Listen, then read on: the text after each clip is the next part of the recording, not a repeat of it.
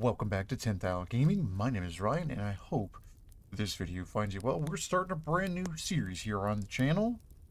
We're Blackhaven. We're doing a Let's Play. This is a very cool idea for a game. Historical, heartfelt, narrative-driven, first-person. I love these kinds of games. Mainly because I love history, and then I love that this is so well represented in everything I've seen, and I love that. So let's check this out. Very excited to see what this holds. This game is free. You can check the link down below in the description to download it yourself and give it a go. Let's start this up. I'm excited.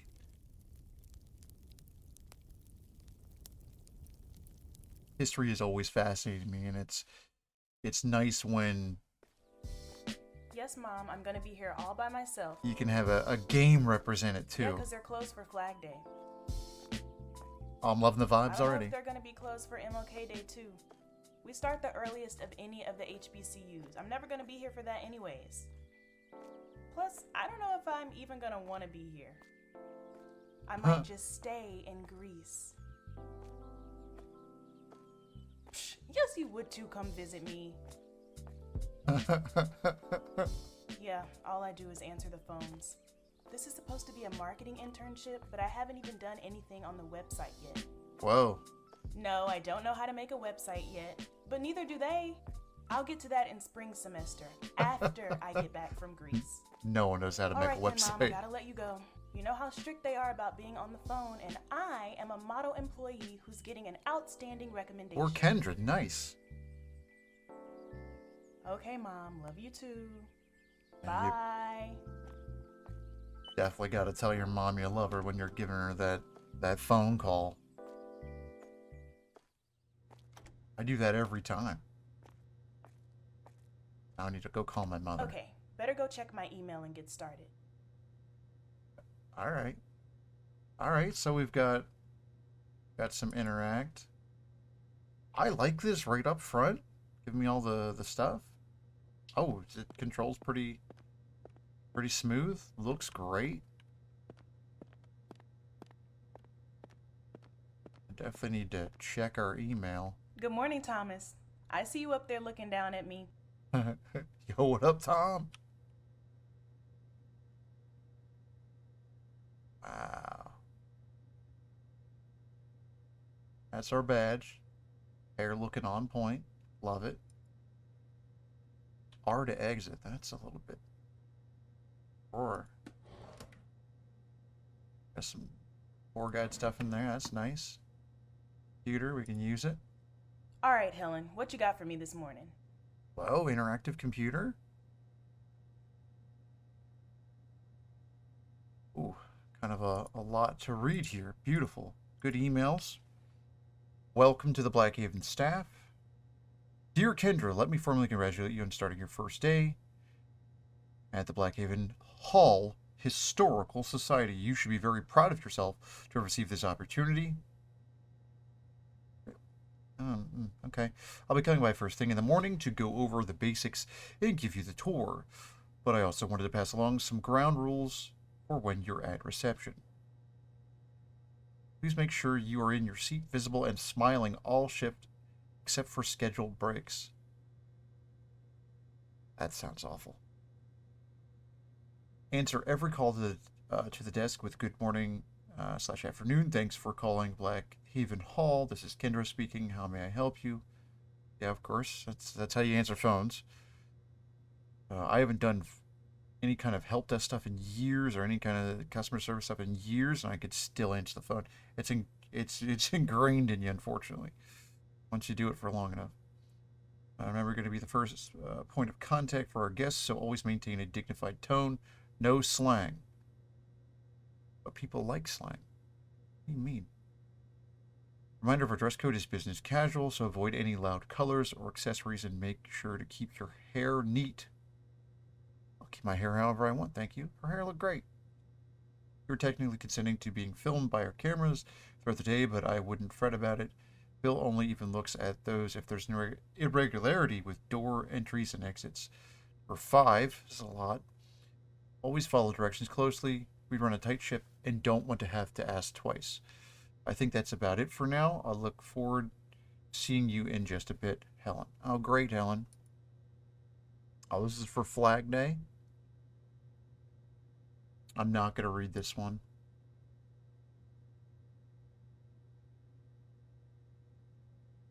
Oh, this looks important.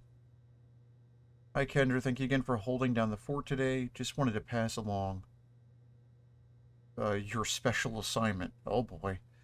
I really hope you can get through all of these since you'll have the place to yourself with no visitors. I heard from our consultants that most of our new apps have completed on uploading on our digital guide devices. Great. I'd like you to test the Gallery Quiz app and make sure you can get through it without any issue. It'll also be good for you to brush up on the museum collections. 2.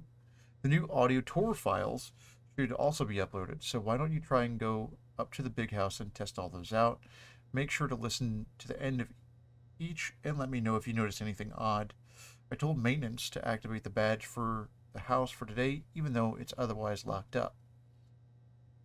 If you can get both of those done before lunch in the afternoon, I'd like you to continue your document scanning in the archive so we can finally start getting some of our stuff up on the website. Maybe you'll be able to help us a little with the coding. Nice. It's terribly boring work from my point of view, but sure. Can you hit the following folders? I've pulled boxes for each and left them out in the archives for you. Thomas, Hardwood Papers, folder 18, and a Hardwood Papers, folder 9. Archaeological, Jesus, reports, folder 6. Make sure you read through each of the pages before scanning to make sure they're all legible, and please don't skip any pages. I left the archive key for you at the front desk. When you finish, please return it to the top desk drawer in my office. Your badge won't open any of the doors in the office wing after 5 p.m., so it's very important to get it returned before then.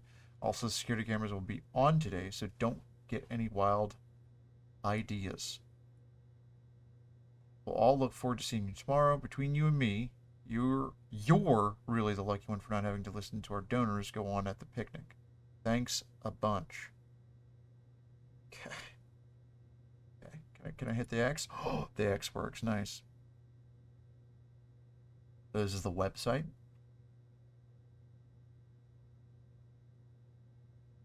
None of it working right now. Is that what we're saying?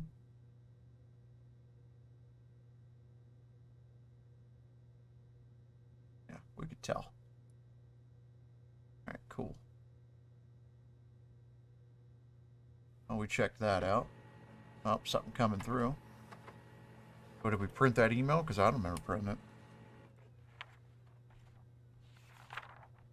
Oh. Alright, I'll start by testing the gallery quiz. Yeah, let's give it a shot. Let me grab a charged digital tour guide.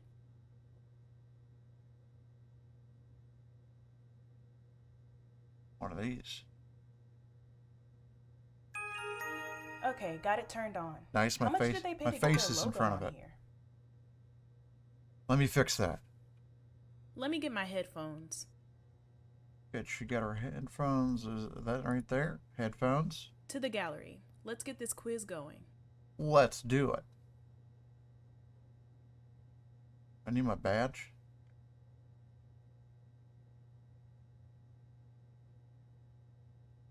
Gift shop. Gallery.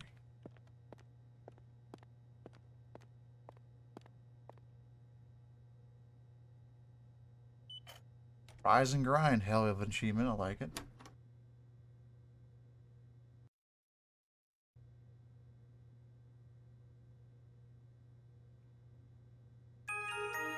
Gallery quiz. My Got face it. still in the way. It's fine. Oh, how beige. Use this Okay, device. scan the object that answers the question. Okay. Alright, first one. Let's get this. Alright.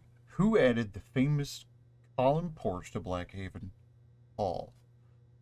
Scan an object code to answer. Okay. Now that I'm not blocking the whole thing, this big old scanner here, we've got some reading to do, some learning. Oh, I like that the text actually pops really nice. For white text, that's unusual. However,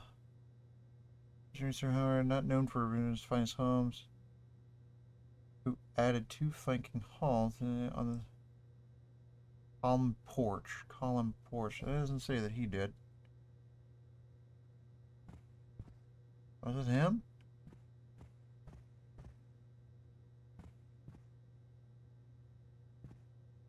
What the hell happened down there? Let's try and scan this one.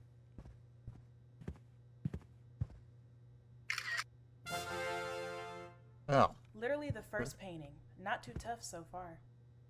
Even I got that one right. Which one is Sarah again? Is she the kid? Which piece of furniture matches Sarah's dress in the hardwood family portrait? Where's the family portrait?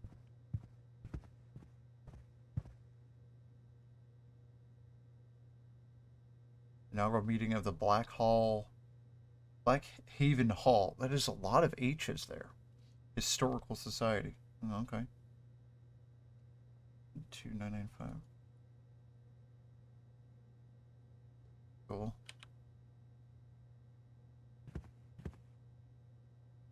I don't know where the family portrait might be.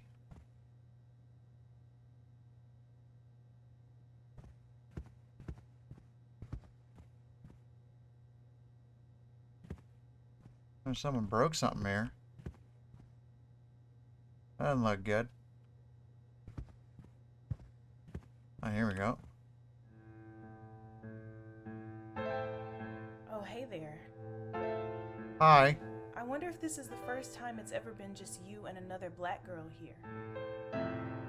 What stories must you have about these people? I bet she's got dirt. Because there's always dirt. In any household. So which piece of furniture matches Sarah's dress in the hardwood family portrait?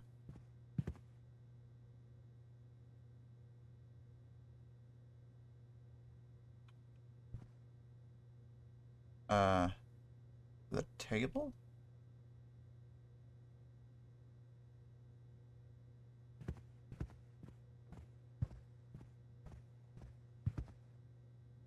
Piece of furniture. Oh, so something that's yellow, I guess? I'm confused.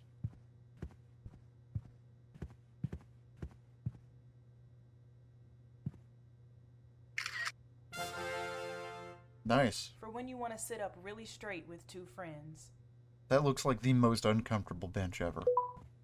Servants, huh? Which object was discovered in the ruins of the servants' quarters? What?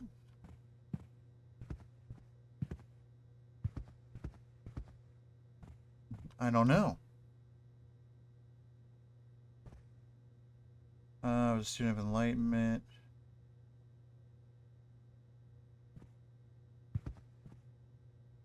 Where comes the Blackhaven? Enduring legacy. Wow, I mean, we'd have to do like the whole tour in here. Which object was discovered in the ruins of the servants' quarters? Well, let's go back to the beginning, I guess. I'm not sure how we would know.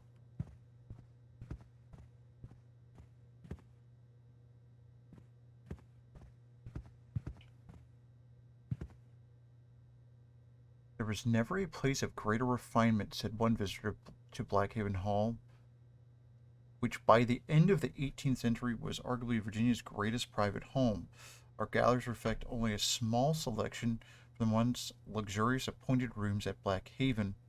Result, the peerless discretion of good taste of Thomas and Sarah Harwood, who commissioned and purchased the work of fine craftsmen from throughout the colonies and even traveled to London to keep their home filled with the latest fashions. The Society's collection of furnishings and decorative arts is the result of many generous donors, including multiple families descended from the Hardwoods themselves. Oh, that's kind of cool. Yeah, I have no idea. From the pen. How would I know?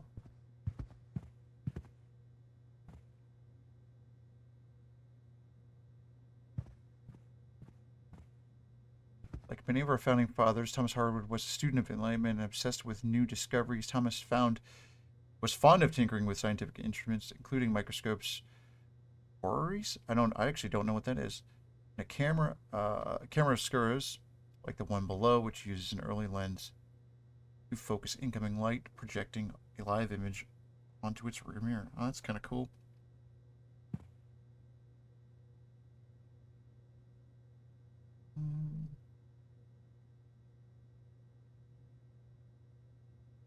Well, yeah, I have no idea.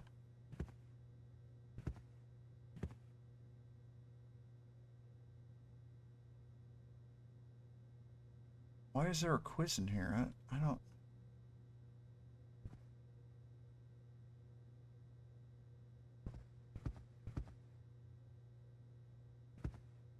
What is that? End of an era.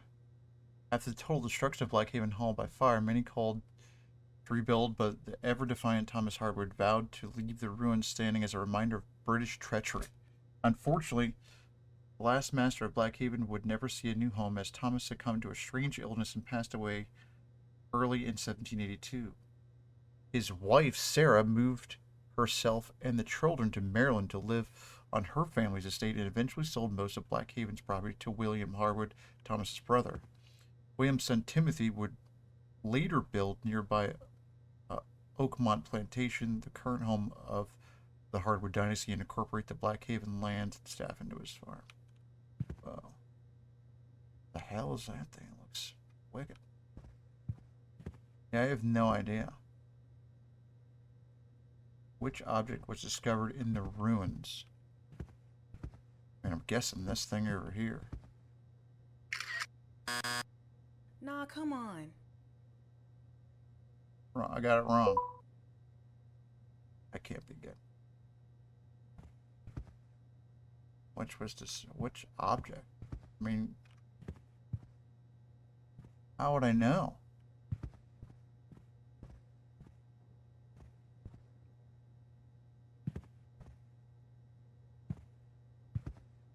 What's the sign say? Punch tin lantern, covered from the site of the large tobacco barn. This lantern has a treasured place in Harwood family lore, as it was rumored for many decades to have been the one carried by the folk hero Farmer Joe during the Battle of Blackhaven. Its actual origins are unclear, as records show it was the first discovered sitting in an old barn on the property in the late 19th century. Also, unlike the glass lanterns often depicted in popular images of Farmer Joe, punch tin lanterns were designed primarily to protect a lit candle from the wind while outdoors rather than provide one with illumination. Interesting. Maybe it's that. All right. Really? I'm with you, Kendra. I have no idea. How would I know?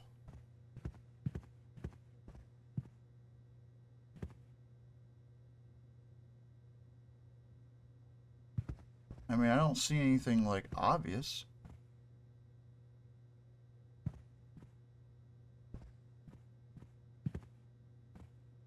I mean, that looks broken, maybe. Is it a teapot? Read this sign. Excavated from the servants' quarters. Well, I wasn't looking for broken stuff. I was looking for anything, really. Regardless of Blackhaven were stunned when they unearthed this broken but complete teapot while digging at the site of the servants' quarters. Or too fine for the simple concerns of the staff, researchers eventually determined it belonged to the porcelain collections already on display in this very gallery. No one can be certain how the teapot got so far away from its rightful owners, but one theory suggests a clumsy servant may have broken it and hidden it away to avoid taking responsibility. I don't know about that. Nailed it. I like this better than the unbroken ones. I bet there was more to this story. Definitely more to it. So aside from anything these people made up, What is the oldest fictional publication in the gallery?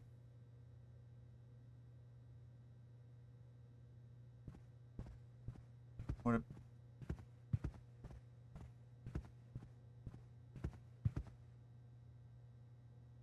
Why never present as well as it can, but I don't think it's not that. There's a bunch of stuff over here. I'll have to take a look at each one.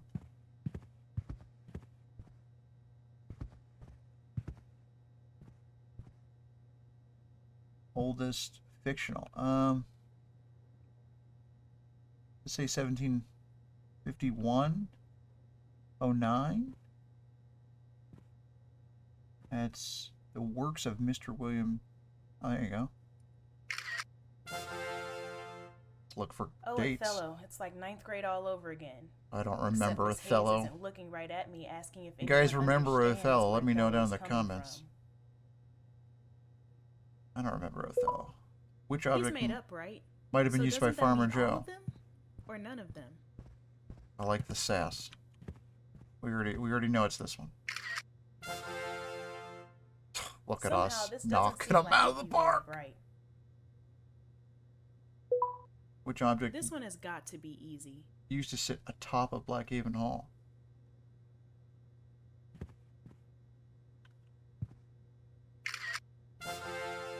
Clearly the weatherman. This is not doing it for me. No bald eagle available? Although swans definitely did some messed up stuff in mythology, says my True. A+ in that class. What This object is a real bougie way of saying fake. is the only modern reproduction in the gallery?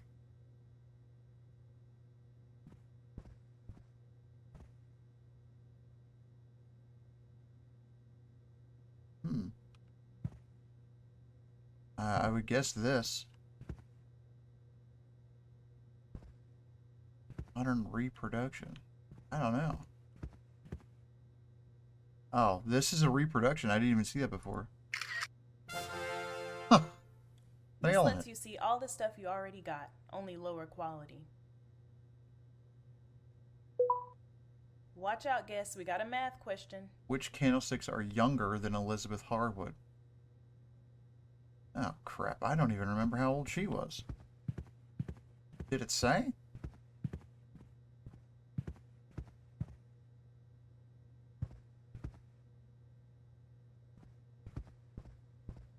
Did it say how old she was? I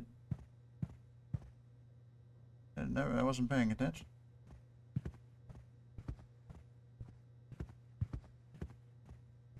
Candlesticks. I can't get any more wrong. Did it say when she was? It had to be younger.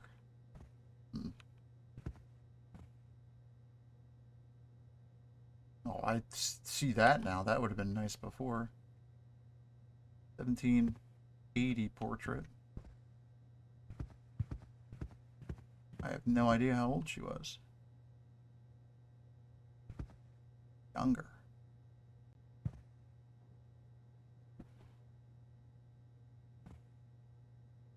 Which candlesticks are younger?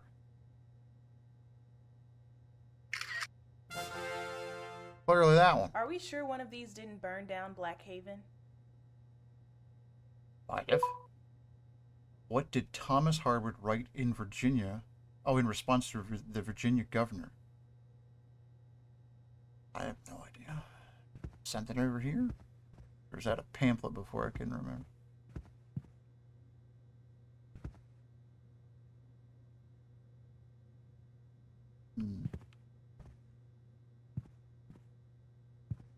Brave and true Farmer Joe. I don't know. What did he write? Is that something over here?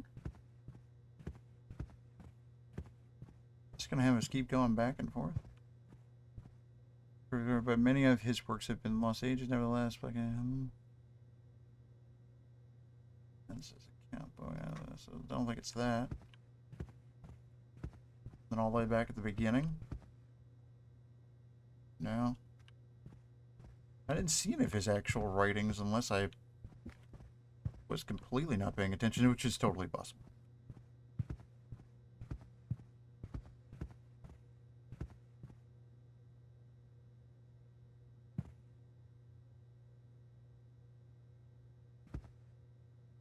Just to make sure. Must have been something over here. No.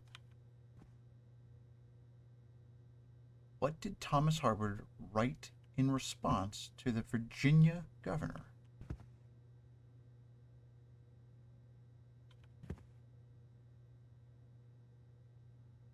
Our present crisis. Worth a shot. Amazing. So, is he saying nobody my age gets to be free? I was gonna be like the couch, but we already did that one. Which artifacts are pair nicely with Blackhaven tobacco? Artifacts. Maybe like a lighter?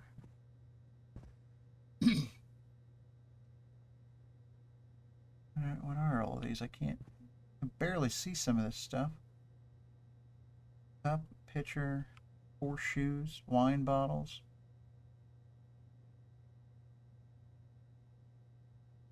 Maybe the wine.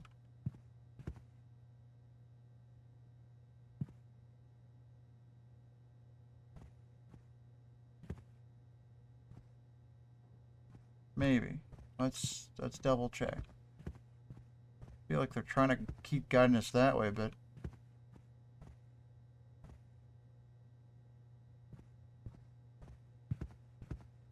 not sure.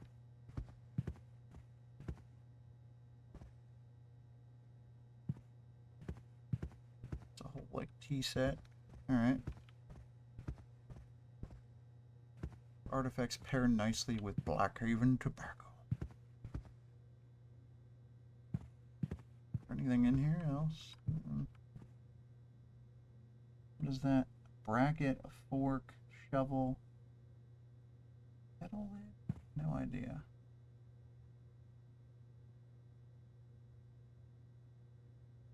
Pipes. Oh. I couldn't see what they were. Where are the Blackhaven vapes at? Nobody. I did it. Yes, I've won absolutely nothing. This is why I'm running stuff today. Beautiful. Now I'm about to go check this off my list for Helen. Hopefully she doesn't time us. Jesus, that took us way too long. A lot of cool history in there, but damn, I didn't know I was going to be go check the quiz off my list at reception. Going to be learning that much.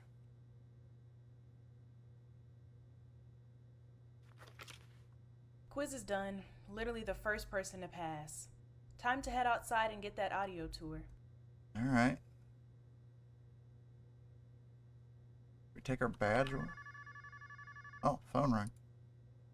Good morning. Thanks for calling Blackhaven Hall. This is Kendra speaking. How may I help you? Oh, hi there. I had a question. Is Catherine there? I usually like to talk to Catherine. I'm sorry, she's not working today. Well, that's fine. I'm sure you can help me, Sandra. See, the thing is, I have a question about Sandra? Thomas Harwood's military service. What As the you know, in 1765, What? Well, Thomas Harwood was listed as captain of the county militia, who, by all accounts, wore the traditional pewter waistcoat buttons. But at a local auction, I have come across a brass button claiming to be from Harwood's unit. So what I need you to tell me is... Actually, sir, I'm just... Because what I was thinking was, maybe this button is not from the county militia, but from the This guy is a jerk. of U.S. regulars. Because as you know, in Blanchard's, he shows that, wait, actually, the French scouts who were stationed with the U.S. regiment did have brass buttons. And they camped at Blackhaven in 1781, so that explains it. Uh-huh. Wow.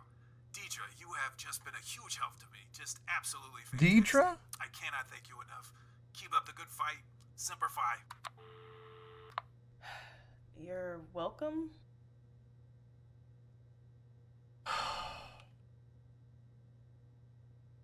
Having done any kind of phone work, I I genuinely feel for, because it is dreadful. What do we have here? This is the whole thing. Wow. So we need to go outside? I'm all ready, so I should head outside to the main house. Oh, out this way.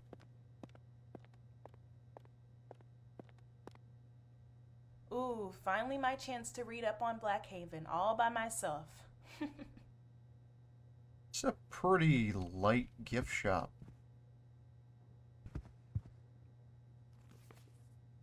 It's everyone's place to be brave.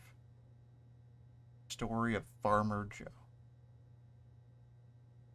No, that's quite all right. What is that?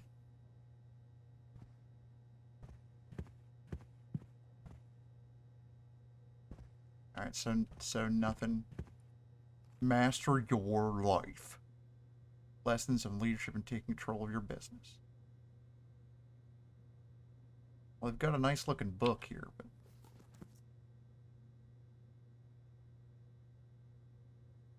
Blackhaven ablaze. How one fiery night changed the course of the American Revolution. Yeah, we're going to do the rest of our job, okay?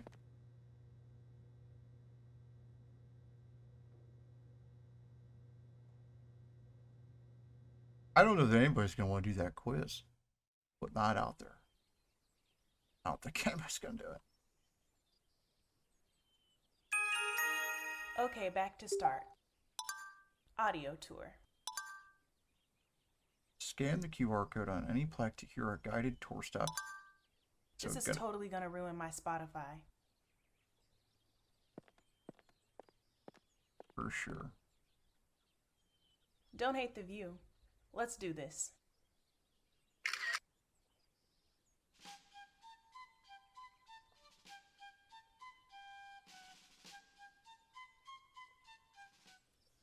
Welcome to the Blackhaven Hall Historical Society audio tour.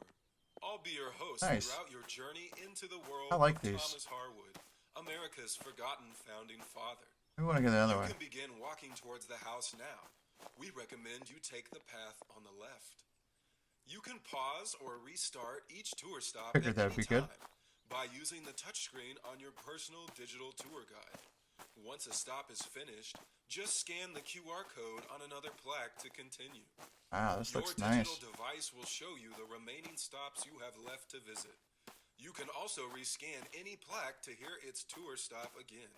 Nice. For the moment, let's forget the present and travel back to 1781, at the height of the American Revolution. You're now walking along the same grand entrance path that guests to Blackhaven took towards the mansion, after passing through the gate of the large brick wall that surrounded this yard.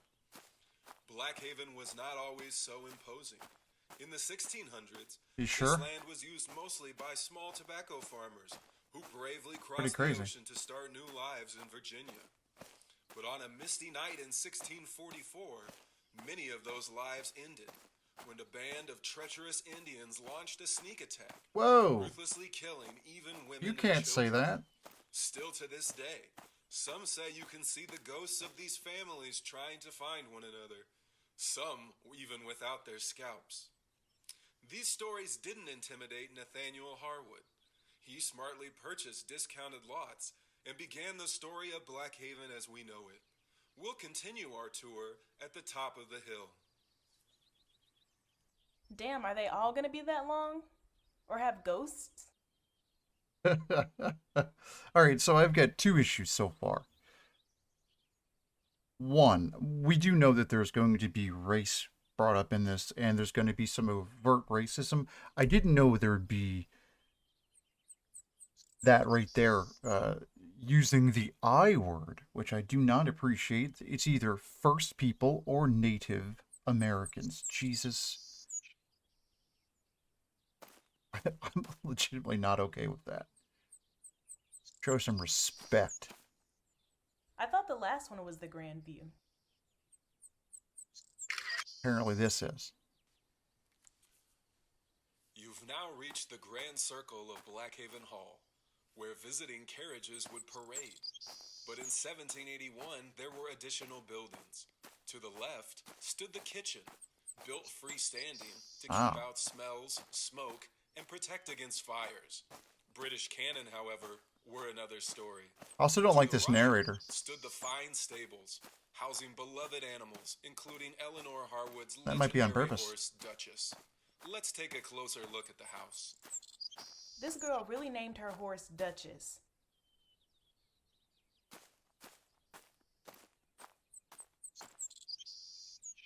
Now, guess we need to go the other way. Let's try to do them in order, I guess.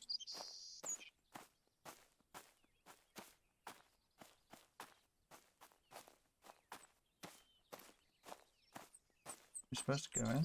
No, right here, front porch. Oh, I know this style. Ionic, I think. No, Doric. Grease, you didn't hear that.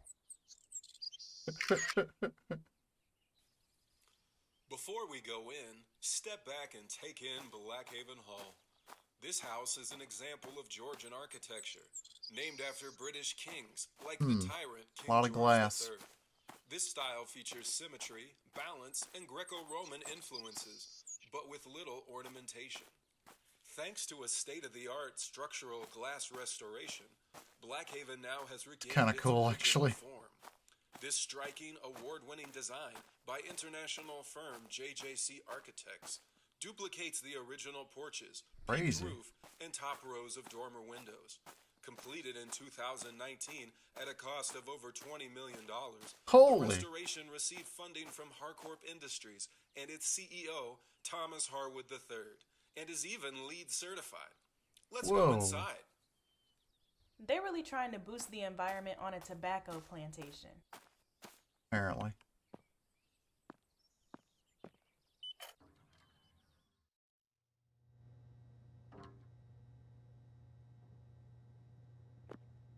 The foyer.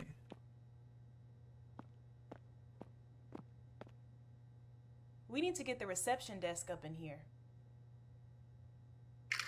Yeah, that'd be kind of cool. You're now in what was once one of the finest rooms in all of Virginia, with elaborate oak carvings handcrafted by Blackhaven carpenters. Straight ahead is the grand staircase, matching the exact I see dimensions it. of the original. You might be wondering at this point what's under your feet. Below is one of the vaulted Blackhaven cellar rooms. You Oh. can explore the cellar in a later stop.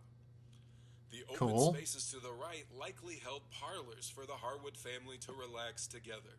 But they don't Let's know. go through the doorway to the left, into the former Harwood dining room, where meals were brought from the kitchen every day. Operating an 18th century household was hard and thankless Looks work, nice. requiring cooking, cleaning, lighting fires, and managing staff.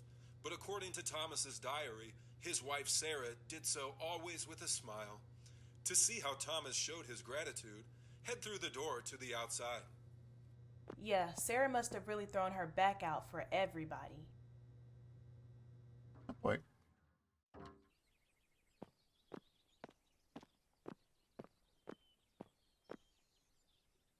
Oh, we're supposed to dance? This is the ballroom.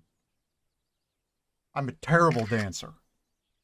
This space was arguably the largest ballroom in the colony, outshining even the governor's mansion in Williamsburg. Oh, Thomas really? built it for his wife Sarah, who, although careful and pious, loved entertaining, especially at the annual Harvest Ball, a must-attend event for every Virginian. The impressive marble fireplace I that kept supposed dozens to- of dancing couples warm is one of the few fixtures to survive the Blackhaven fire. No Thomas idea. wrote regularly to General Washington throughout his life, which may explain this fireplace's similarity to one at Mount Vernon. If you're interested in trying to dance yourself, you can scan the bonus plaque to hear an 18th century minuet. Try your luck at dancing the pattern. Let's head down the stairs. I gotta start watching to see if people actually try to do this. Uh-huh. For real?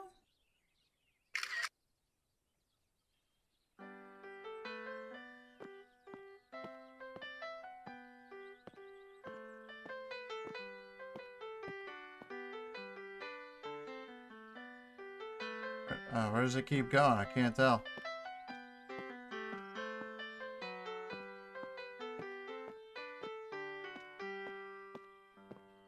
Terrible dancing. Nailed it.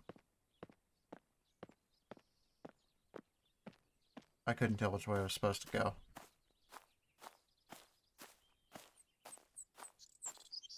Very early on here. Very intrigued to see where this continues to go. Let's kick this off. Keep it going. The brick arch above has become known as the Defiant Gate. Oh, has it? Because its majestic and haunting shape survived the Blackhaven fire. So popular with visitors that many would break off pieces to take home as souvenirs, the elaborate carved doorway you see now is actually a reproduction installed in 1954, though some still mistake it for the original. The gate has also hosted many weddings, and local superstition says no unmarried couple can pass through together, or their love will be forever broken.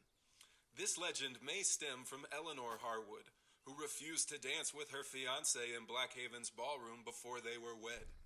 In the spirit of freedom, we'll let you do as you please, but we are not responsible for any broken hearts. Head around to the rear side of the house and look for the stairs to the cellar for the next stop. Thought I heard a horse or something. Don't worry, my mom would be trying to break off something else if I tried to get married here. Nice.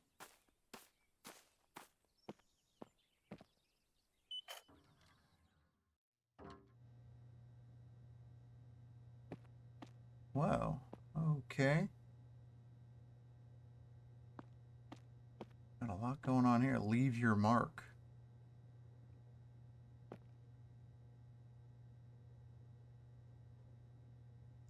Come on, guys. Oh, someone drew a dick. It's usually just the balls or the name. It's actually kind of impressive to get them both on one. Of all the stops on our Someone tour, ruins it this for is the one everyone. that looks closest Every to how time. it might have in 1781. The Harwood cellar stored all the beer, ale, and imported wine the family needed to entertain in the ballroom above. If you look up now, you can see the first level where we stopped before. Yeah. You may also notice curious drawings on the cellar walls. Visitors to the Blackhaven ruins notice the central symbol, naming it Harwood's Lucky 8, and the shape has come to represent the resilience of the Harwood family. Although Thomas loved codes and ciphers, we don't know who drew the original, and many subsequent tourists added their own variations. These are now their own history and protected by glass, but you're welcome to add your own on our post-it wall. It really doesn't look like an 8, though. No, it doesn't. Looks kind of like an infinity, but out of balance. Can I write one or no? All right then. That's fine.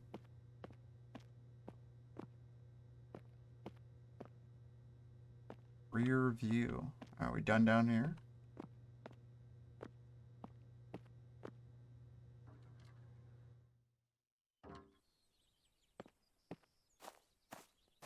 Can't believe someone drew the whole ball and shaft. I mean, that's original. In like 7th grade or something. Great, good job. Rear view, all right. I could get used to this view. Looks pretty okay. Plantations like Blackhaven often had their own ports for shipping tobacco. So for many visitors, this rear side of the house was the front. Workers would roll down large barrels called hogsheads to be loaded into the tall ships bound for the Chesapeake Bay and out to the Atlantic. The distant riverbank is dotted with small creeks and inlets, including one shady pool that may have given Blackhaven its name. During the 19th century, a legend arose that Samuel Harwood had done business with pirates and had allowed them to bury their gold beneath one of the riverbanks. What? In hard times, treasure hunters can still be sometimes spotted, although now with metal detectors. One treasure we know existed. Yeah, I heard that is the again. What was that? spectacular walled garden that once stood between here and the river. Sound like a Full horse. of exotic plants and flowers to support Thomas's study of botany. Now, let's head back inside. This time, take the stairs all the way to the top. They really need to do the garden next.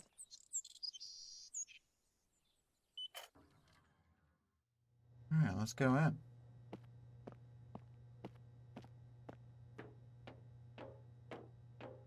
Weird four path here.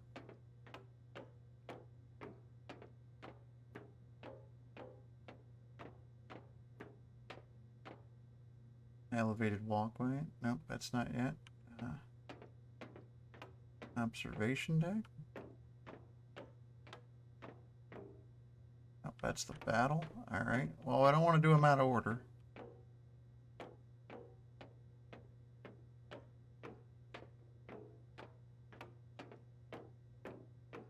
All the way to the top, I think it said.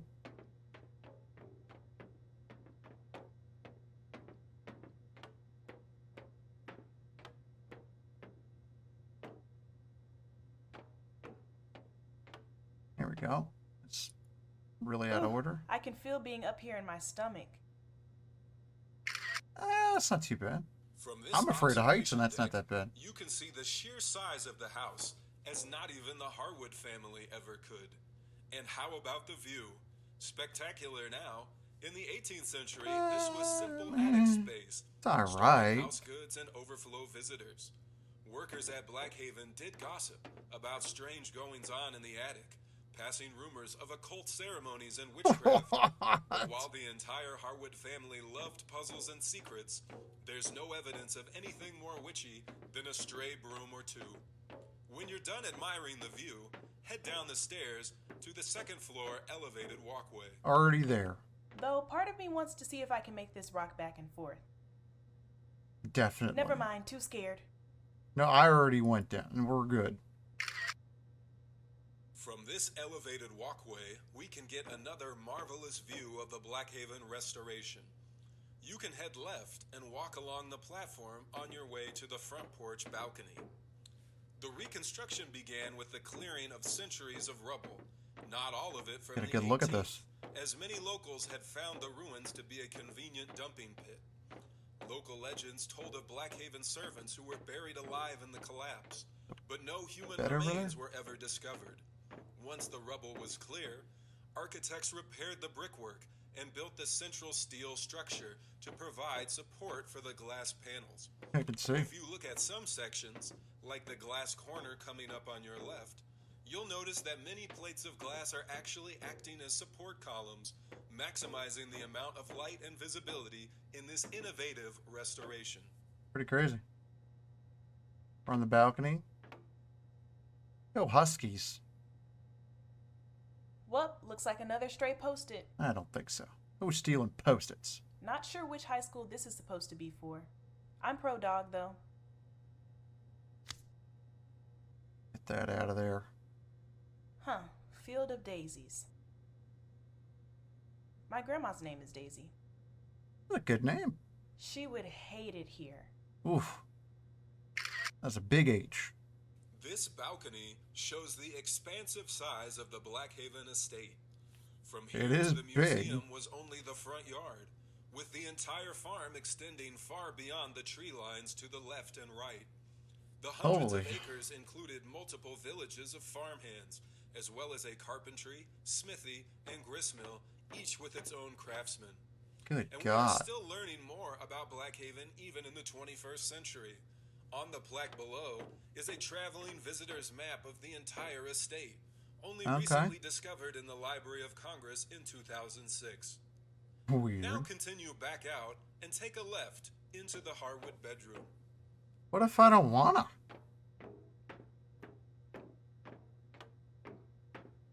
What if there's funny business going on in here? Okay, my last day, I'm taking a nap here. I don't know why we'd want to. We can't be sure, but we believe this space was the master bedroom of Blackhaven Hall, where Thomas Harwood and his wife Sarah spent many loving years together. You'll also notice Weird. some of the period furnishing on display, including this real 18th century bed, possibly owned by the Harwoods Double themselves. fireplace? While the frame is intact, the fabric on display is a modern Very reproduction. interesting. Many visitors admire the bed curtains on these old pieces, but few know their true purpose. In addition to keeping warmth in and insects out, bed curtains provided privacy between homeowners and any servants. After all, a man of Thomas's sterling reputation would never risk the embarrassment of running into a servant unexpectedly, especially in his honored bedroom. Now head out to the rear balcony overlooking the river for our next stop. Like they know what Thomas was getting up to in here. Exactly my point. Holy frick. The You battle. are now standing in the same spot as Thomas Harwood during the most harrowing night of his entire life. Oh, the really? Battle of Blackhaven. After British General Cornwallis landed in Virginia in 1781, Thomas had worried about the threat Oh, of hour by raids hour and here. even turned Interesting. down an invitation to join General Washington in Williamsburg, choosing instead to stay behind and defend the private river homes. Finally, one fateful night, Thomas Interesting. spotted the tall mast of a British ship over the trees through his spyglass. British agents came ashore, attempting to seek a peaceful surrender and forage. But according to Sarah's later account, brave farm workers fired warning shots before they could even reach the garden. The rest of the family and staff barricaded themselves in the house, with muskets pointing down from every window. Holy crap. Plucky 7-year-old Elizabeth Plucky. Harwood even risked life and limb to drape an American flag over the balcony, possibly the one now hanging in the museum. As nightfall Really? approached, the British commanders lost their patience and trotted out small cannon and mortars to begin shelling the house. Cannonballs likely hit Blackhaven's walls, although later damage has made it difficult to tell, and aerial shells exploded terrifically in the air. Shrapnel from one bomb apparently broke an attic window and ignited a stack of linens, and Blackhaven was officially ablaze. The Harwoods and their servants fired back ablaze. furiously, but the British waited for the flames to run their course. As the house filled with smoke, Thomas resolved to stay and become a true martyr for liberty. Sounds But Sarah like pleaded all with him to flee, fluff. assuring him that he could not help the new nation as a ghost. The family abandoned the raging fire and escaped into the night. Okay. Although we don't know for sure if the legend of Farmer Joe venturing into the burning house to save family heirlooms is true, We crucial tell it objects from anyway. the house do survive in our museum, whether they were carried or had been stowed away for safekeeping days before. What is certain is that the Who fire, knows? which later spread to the nearby kitchen and stables, was final and marked a Patriot defeat and the end of Blackhaven Hall.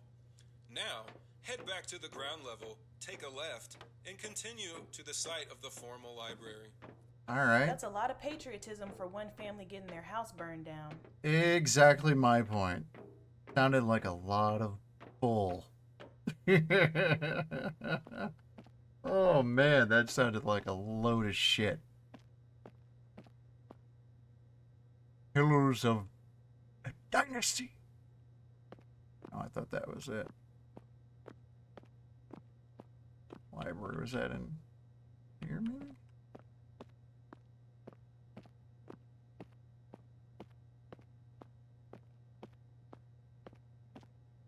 In the other room, did I miss it?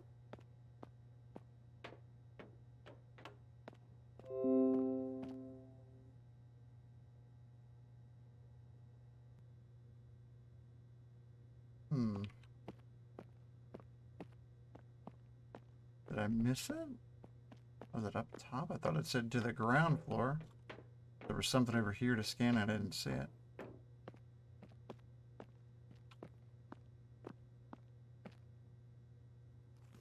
I'm gonna sell those damn books in here.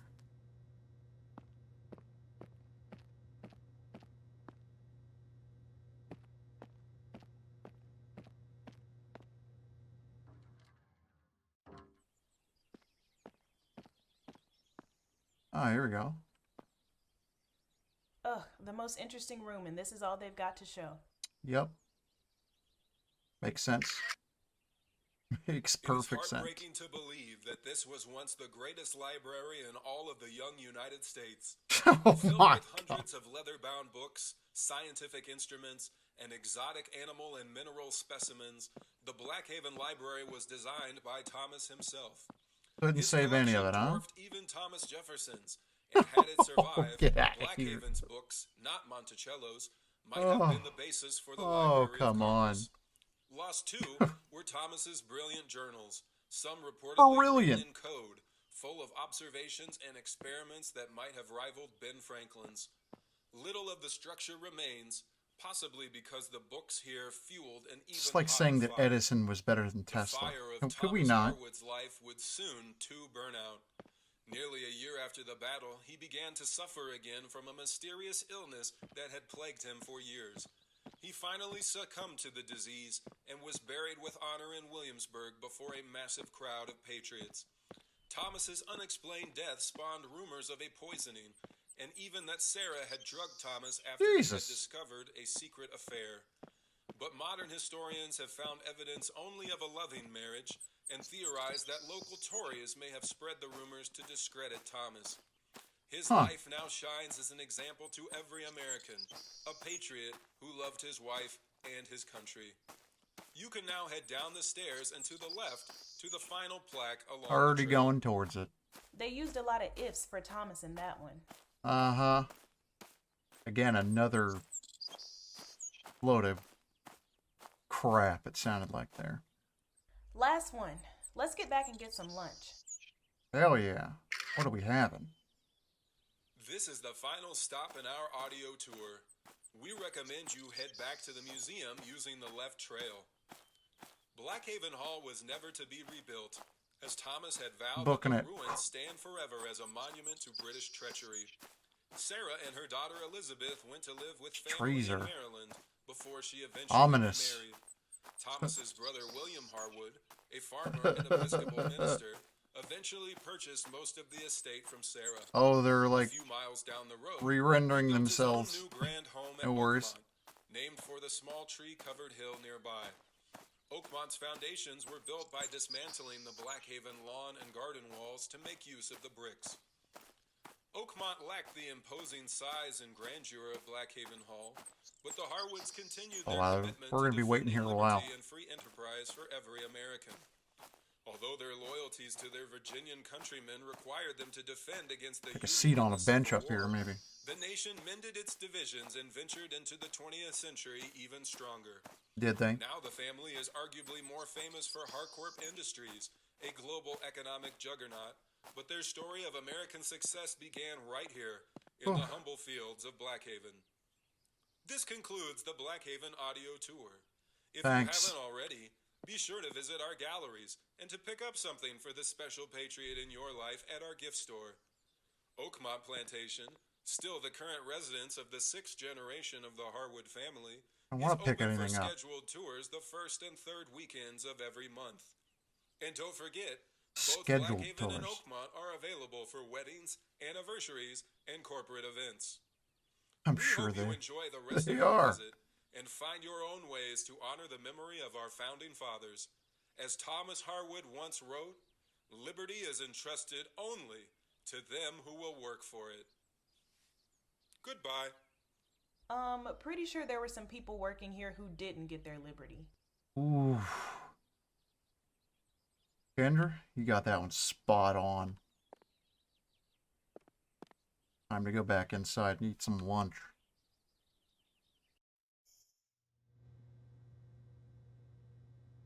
This is a solid tour. I mean, there was some bull Whew. in there. Well, that's as good as Blackhaven lunch gets. Was that a Lunchable? Probably should get started on my last task. Audio tour is done, so the only thing left is, document scanning in the archive. Well, I better head over. Sounds terrible. Another phone call? Good afternoon. Thanks for calling Blackhaven Hall. This is Kendra speaking. How Maybe may they'll I get our help you? name right this time. Oh, hello, Kendra. Thank you so much for taking my call. Nice. I just had a couple tiny little questions about y'all's wedding options. So So, we're considering a date in September. We're gonna have the ceremony on the lawn with the great big oak trees and the view of the river, and the reception in that magnificent new glass structure thing. But my question is, we're gonna have a true flock of bridesmaids, and us girls all stomping around all day in 4-inch heels. We need a place to take a load off away from the boys. Oh boy. And, well, we thought it'd be a hoot if we could hole up in one of those little cabins. The cabins? Yeah, you know, the cute little ones with the droopy little chimneys that look like summer camp. Oh, I'm sorry, ma'am. Blackhaven Hall is a large brick 18th century mansion. Oh, honey, I know Blackhaven. I just mean, like, when we went to have cotillion at Shady Grove. Oh boy, where's this Plantation, going? those cute little cabins Where's in a this? row Where's out this back? going? Do you mean the slave cabins? Oh, well, I mean, no, I don't think so. You know, we just thought it would be fun. You thought it would be fun for you and your girls to put your feet up in a slave cabin? Oh, you know, honey, I've kept you on the phone far too long. You must be so busy. I'll try back another time. I'm not busy. So thank you so much, dear. God bless. Wow. What the I'm right there with you. What the front door was that? I need a drink from the fountain. Oh, better. My goodness. That was brutal. Yeah, hey, we want to use those slave cabins. What? You know, just to take a load off from, you know, our wedding day? What the I don't know. I don't know why you'd want to get married here. Sounds terrible. The reading room.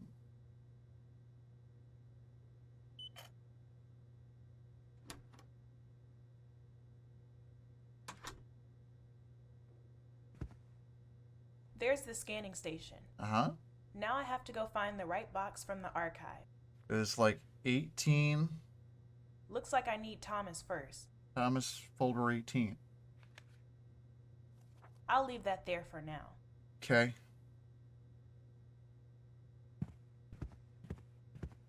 Archive. Going in.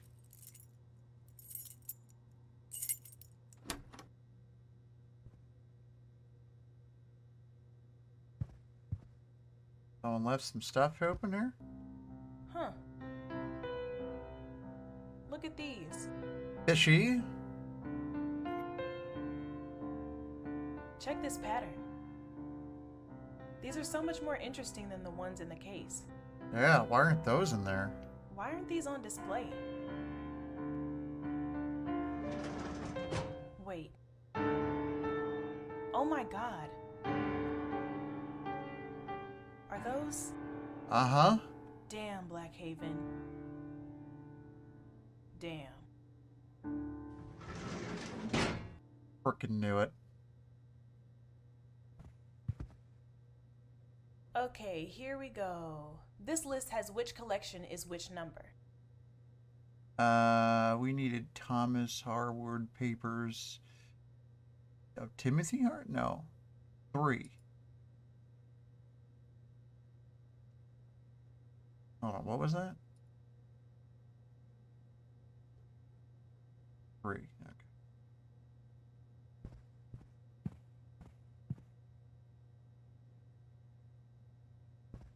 The box is in here.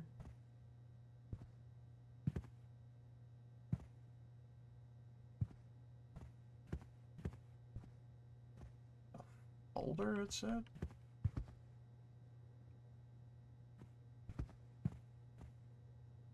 Kinda hard to see all this.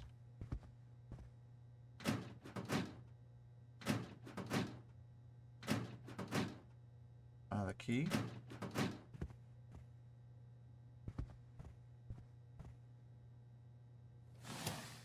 That's in here. Folder 18, was it?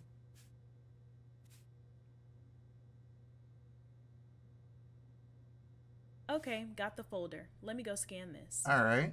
I thought I'd have to get it off the shelf. Place folder. Open folder. Doc.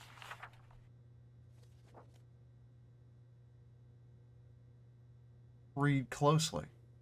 Okay, Helen wants me to check every page top to bottom before scanning. These are always typed up though, so I don't have to read Thomas's handwriting. Good. I've seen worse. You haven't seen my handwriting. Holy frick. Alright, that looks fine. Let me go hit scan on the laptop. I didn't read it.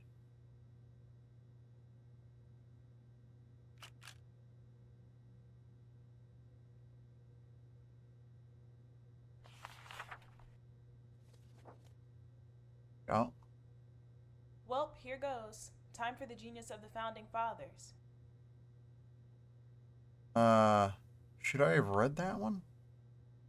These don't look great.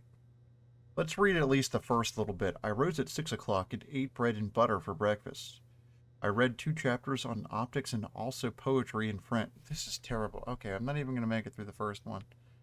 So genius is mostly just breakfast comments, apparently. Yep. Yeah, that's kind of what I gathered there. Next page. I rose at 3 o'clock at the sound of a great thunderstorm. It raged with such ferocity and frequency of lightning that I could have seen clearly to walk within the house without the use of a candle. Despite her independence, Elizabeth ran to my room, and as I did not want to wake her mother, I read to her softly in my bed. Oh. She had asked for a fairy tale so many times. I had turned the page from habit. I had already turned the page from habit, but zealous of her new learning, she insisted I read instead of her father's business. From her father's business. What? I guess Thomas does seem gentle with kids. I'm not reading the rest Though of he that. put this one to sleep. Let's. You know what? I'll read the whole thing. Insisted I read instead from her father's business. We took a copy of Paldo's Architecture from the night table and together read it word by word as her little hands dutifully turned each page. She pointed to the intricate plates and had me name each feature saving none and repeated the features of each ornamented column, window, and door. I became lost in my own speech on how I had put such principles to practice in Blackhaven, and I saw that she had fallen fast asleep at my side. The storm had subsided, and the robins were singing, but it was still hours from dawn, so I carried her carefully and set her back in her bed, kissed her cheek as she dreamt of tall towers. Actually, it's kind of nice. I loved reading my kids. When you can get them to settle down for 5 minutes. Or was it 7 o'clock? Oh my god, just to the eating again, huh? Let's see. Oh, here we go. Poor me Elizabeth could not be found in the house, and her mother was restless over her safety. I rode back with haste to meet my wife, who said Elizabeth had abandoned her studies in the garden, collecting her book of arithmetic in the grass. When I came to the scene, I noticed that now 2 more of her treasure cabbages were missing, which made me newly suspect that the thief was no animal. As the garden's river gate had been left open, I took Pompey and Sam with me to look at along the river banks. Not an hour or so into our search, jeez, that's a long search, I found her crossing through the brush without care. I forget all her knowledge. She is still a child, innocent of the world, even after 6 years. She told me that she had gone looking for cabbage to replace that which she had lost, thinking might have grow wild like the Sunday berries the Negroes pick. Okay, great. Thinking of her poor mother's kindly nature, I was first full of anger, but acquiesced when I thought of Elizabeth's hearty spirit. She had run off to lazily disregard her lessons, but to preserve our work in the garden. I hugged her and forgave her in that moment. To encourage such industriousness as I always endeavored to teach, for dinner I ate fish, and I slept early after only a chapter of botany. She really got lost looking for lettuce in the forest. Apparently. Poor Pompey getting dragged along in all her white girl nonsense. The commentary is way better than the writing, for sure. Wow, this is a lot. I rose before 6 and ate bread and butter for breakfast. I read my Bible, I bet you did, and said my prayers for patience and generosity. In the morning, after settling my accounts in the office, I walked back to the garden. Now that the unseemly matter with the cabbage has been resolved, Elizabeth had moved to her next fancy, astronomy. Okay. I took her to the dial and explained the path of the Earth around the sun, the globe's angle, and the seasons, and I promised to show her more orrery in the library by candlelight. How thankful I am for such moments between parent and child. It is truly by such kind meetings that our family prospers. Wait, the matter with the cabbages got resolved? Is there a page missing? Clearly.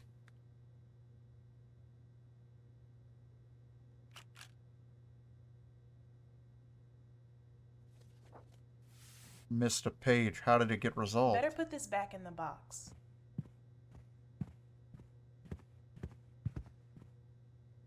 Turn folder. Get it done.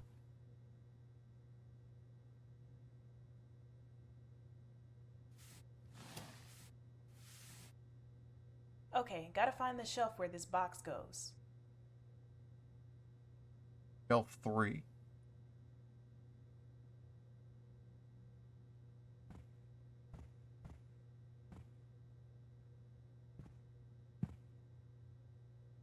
Don't think it goes there. Over here.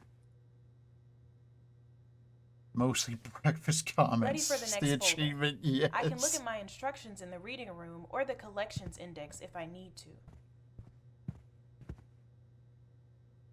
Anna Harwood Papers, folder 9.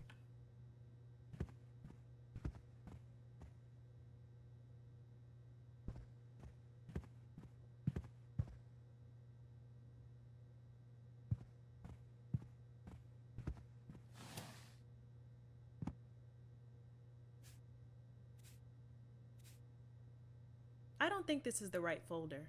I don't think so either.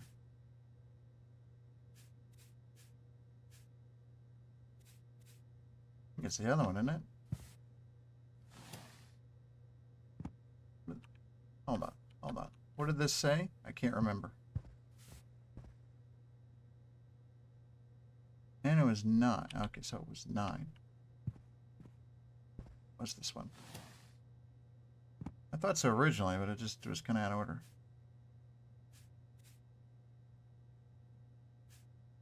Go. Nailed it. Okay, got the folder. Let me go scan this. Now let's see if it's better than the last one.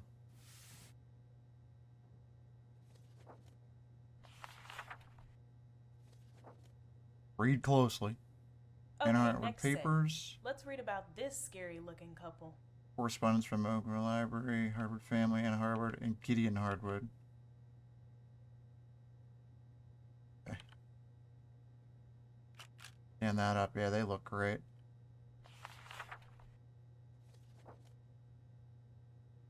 Closely. Yeah, I can't read that. Gideon's handwriting is a lot of work. I shouldn't talk knowing basically no cursive.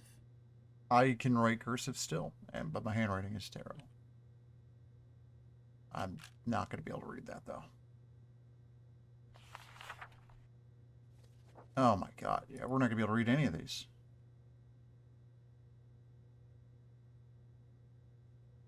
Yeah, there's no me reading that. Anna's handwriting is a lot neater, but still hard to read somehow. I can read most of it, but that is a lot.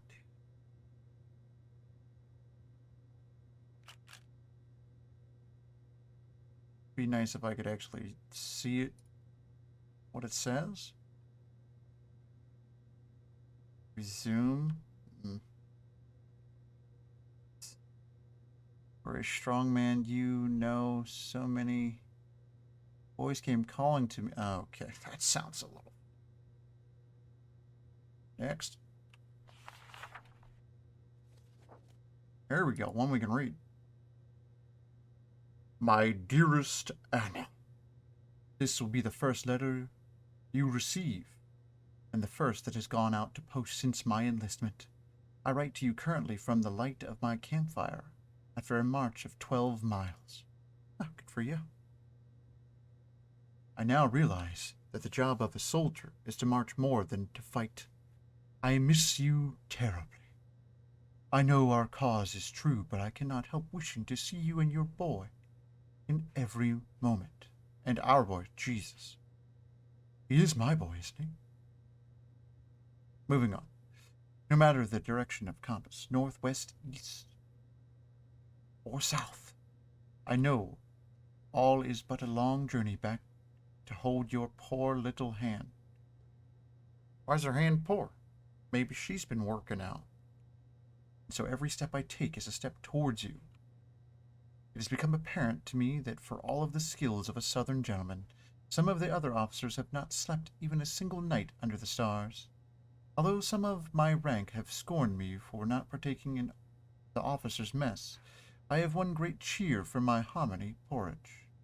I owe it primarily to tricks from old Silas. I reckon that tired Negro may be cleverer than half a lot, and most any Yankee. Gideon got himself stuck out in the cold because he just couldn't give up those slaves. Oh boy. That's a line. We do hear rumors of engagements day to day, but so far I have seen no action. I know you think that I am a hard man, but I will grant that I never feared a day's real work, nor the heat nor the cold. There are many weak and venal men in our family line, and I've always worked to earn an eternal rest as a faithful servant. Nevertheless, I do fear the violence to come. Men full of whiskey boast and swear by firelight of how we're to whip the enemy, but not even the most enthusiastic papers can disguise that many of us will not return home. Yours always, Gideon. Gotta hit the scan button on the laptop before the next page. Yeah, I forgot about that. Got another one. Oh boy. Gideon, my darling. You're a strong man. Oh, was this one that just printed? That was the one that it printed for us? Okay. You know, so many boys came calling to me, and I had no use for their floppish manners. It is this. Okay, good. You're always silent and true. What the frick does that mean? My great oak, stronger than a hurricane, gentle in the breeze.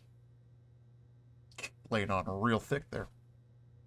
You are learning so fast, by your proud wife is just as quick. But your proud wife is just as quick a study. I'm so thankful now that my father always kept up. Whoa. Now that our father always kept up. Whoa. I'm so thankful now that father always kept us informed, is what that's supposed to be? Right there, there's a mistake. Hanson Harvest, he remembered his mother's ingenuity as a widow and would not allow daughters to go without the same. We do worry about getting the tobacco to market, but you were wise to plant more wheat in recent years. Some of ours may even reach your campfire plate. Okay, that's really weird. The darkies ask about the war? Jesus, that's racist as shit.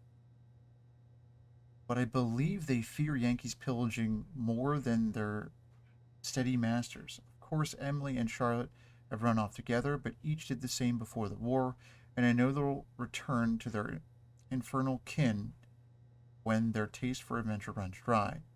Oh, how I wish that all the Negro lot were as loyal as Henry. He still carries on running the house and the kitchen when I cannot. He'd run to the Yankees once in 10 lifetimes. He'd not run to Yankees once in 10 lifetimes. Ugh. Like our son who fears a fall, but will take his first steps to his mother. Fear not as you take every step back towards me. We fight for liberty, be it against foreign tyrants or northern pretenders. and surely the good Lord in his infinite justice will deliver you to me. I shall keep my private thoughts what plans I have for us when he does, a resourceful wife to a brave husband. Shut your mouth, Anna. Emily Hell and Charlotte yeah. better keep running. Shut your mouth. With you on that. That was awful. Please tell me that was the last one. Oh no, there's another one. My dearest Anna, I know that you have received word of my condition and my time in the hospital. I wanted to ease your tender heart, but now I am able to write from mine and tell you everything I could not dictate to the nurse. I had written to you about my first taste of the battlefield, which passed without much incident as we stayed behind with the artillery. But 3 weeks ago, the bugle finally sounded for your husband, and I found myself charging across the field. I cannot describe the sensation adequately. There is a tremendous noise, but so there always is. There is the whiz of the balls as they cut through the air. There's the dirt and smoke and the cries of anger and anguish. But in the tumult, what I felt most deeply was the nervous sense of my nakedness. No barricade, no ditch, no country stone fence, only my stained gray wool between me and our Maker. I am ashamed to say I was terrified. Terrified. With each step I took on my frightful path, I felt less and less the master of my body. It was at this moment that I felt my leg give out. It was as if some animal had pulled me down and hit the grass with all my weight. And I hit the grass with all my weight. This is written so weird. Freaking old English, man. I was alert and aware, but I could not move my right leg.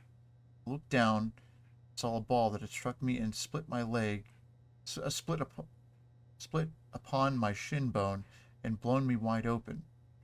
I could not sop up the blood with my torn trousers, which were already soaked in red, and I pressed hard to stay the bleeding and winced. This is getting gross. As I felt my bare bone against my dirty palms. Ugh. In anguish, I crawled just behind the safe of a knoll and somehow removed my coat to tie it tight around my wound and lay back in the grass. It's so crazy to think about all this violence and chaos. And then every museum is such a quiet place. True. It is kind of weird. All that history. There's more? Okay.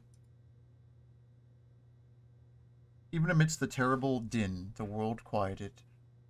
I could see only the blue sky and the white clouds and the nearby treetops, and I felt the heat of the sun, the same as when we lay in the grass on Sunday picnics. I began to feel light in the head, and I suppose these were my last moments on earth. Could have made my confession. But instead, I prayed your sweet name on my lips over and over. I thought of your hair resting light on the pillow. I thought of how you skipped through the garden. I thought of our boy, grown tall and strong, and walking with me in the ruins of the old house, hearing the tales of the great patriots and savage Indians. They messed it up again here. The same thing. I feel, you know what? I'm going to put this out. I feel the same way with him saying Negroes. I don't like that either. Or whatever the other terrible word they used was. I don't like any of this. Like my father told me, but most of all, I watched the treetops sway. Jesus. That really blended together. I thought perhaps if I must leave this earth, my spirit could follow you in the breeze, grazing your cheek and whispering furtively in your ear of my eternal love. I have more to tell, but weak as I am, my strength fades quickly. My pain lessens each day, but my gratitude remains constant. I thank heaven and earth I will see you again. All right, to get that bad taste out of my mouth. Years forever, Gideon. Oh, did we read that one the whole way? Gideon seems more pleasant than a lot of these people, but definitely racist. Yeah, he seems like a piece of shit. Fully on that team.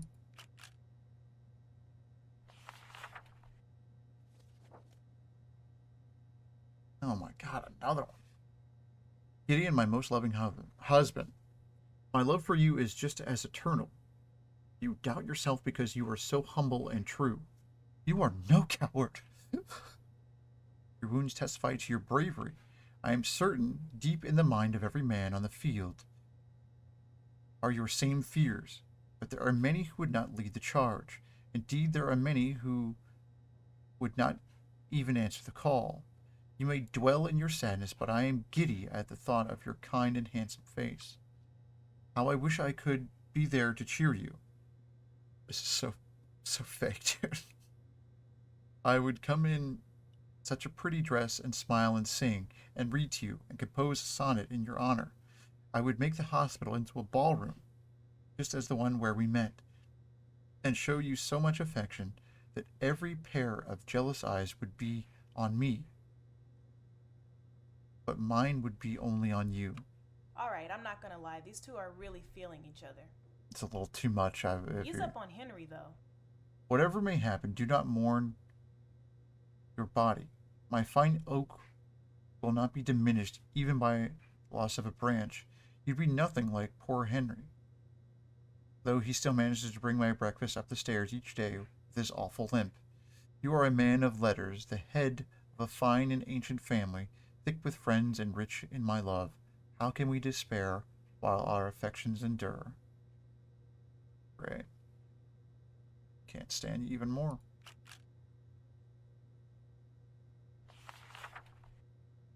There's another. Oh my God. My only Gideon. It has taken me weeks, but I must write to you even though you will never read it.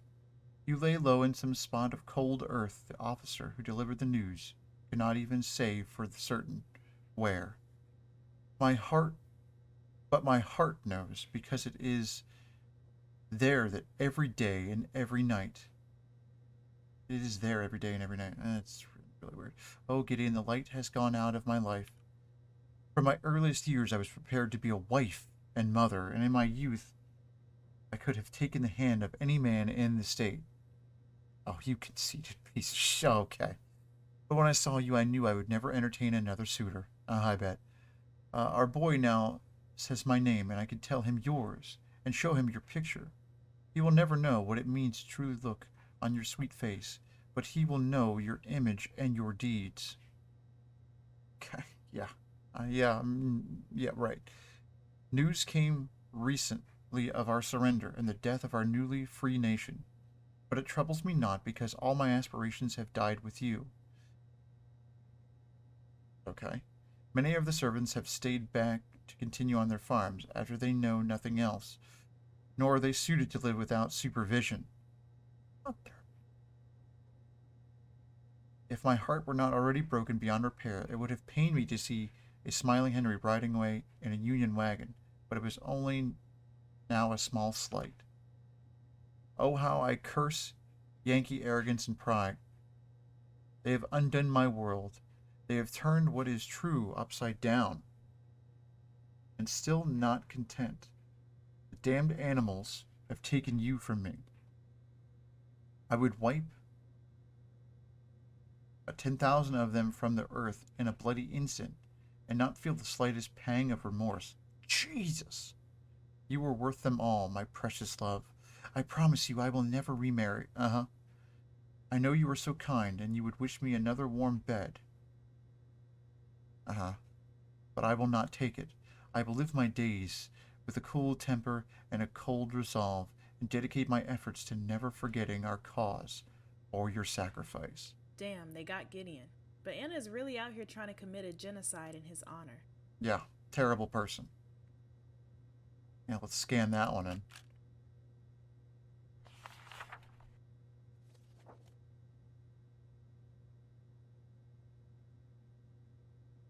My only solace is that, being so close to death before, you were able to relate to me the true depths of your love.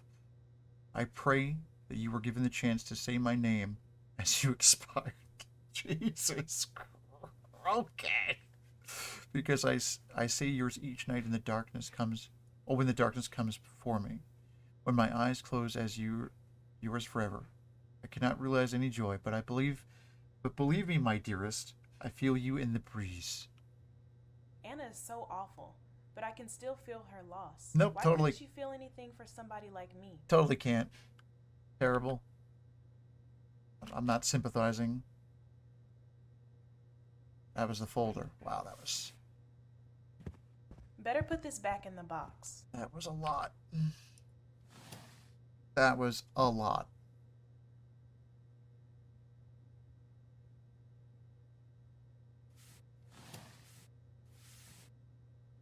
Okay, gotta find the shelf where this box goes. It was what, 9?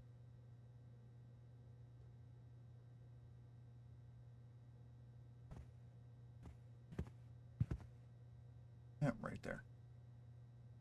Yeah, she Ready for needs the to next ease up. folder.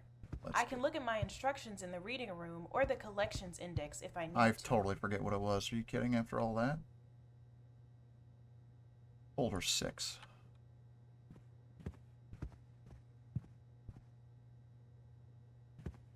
Same one? 6. See what we have here. Okay, got the folder. Let me go scan this. Yeah, let's get to it.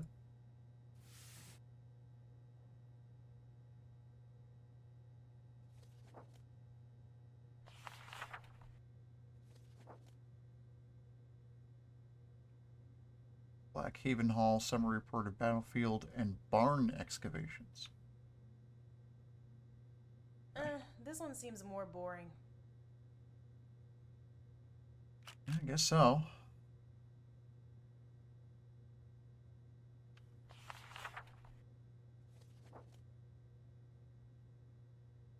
These excavations aim to establish an archaeological understanding of the 1781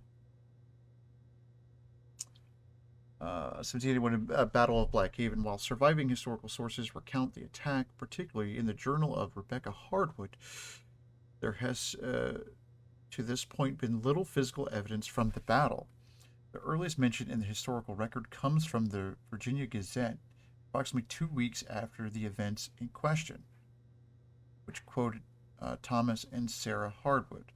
All accounts are consistent that the British troops landed at the Blackhaven's private wharf and exchanged small musket fire with the Hardwoods and their servants before shelling the main house with a small cannon and mortars, eventually igniting a fire. Yeah, that's what the tour guide said. Rebecca Hardwood's later 1824 diary also mentions a second skirmish, an exchange of small arms fire from servants barricaded inside of a nearby tobacco drying barn. The barn itself continued in use until the late 1880s, when it was demolished after the construction of a replacement closer to the Oakmont plantation. With these accounts in mind, strategic excavations were conducted at 5 sample sites, 2 near the main house facing the river and 3 at the likely sites of the British and American positions near the form barn. Early use of metal detectors looking for traces of iron and lead ordnance shot informed the choice of sites. It's like running together there, okay? I bet that military weirdo from earlier would love this. Totally. Scan it up. Oh, I didn't want to zoom in on it. I wanted to go to the next one. Evacuations at sites 1 and 2 focus on recovering mortar shrapnel, musket balls, or cannon shot. Thus far, no such materials have been found.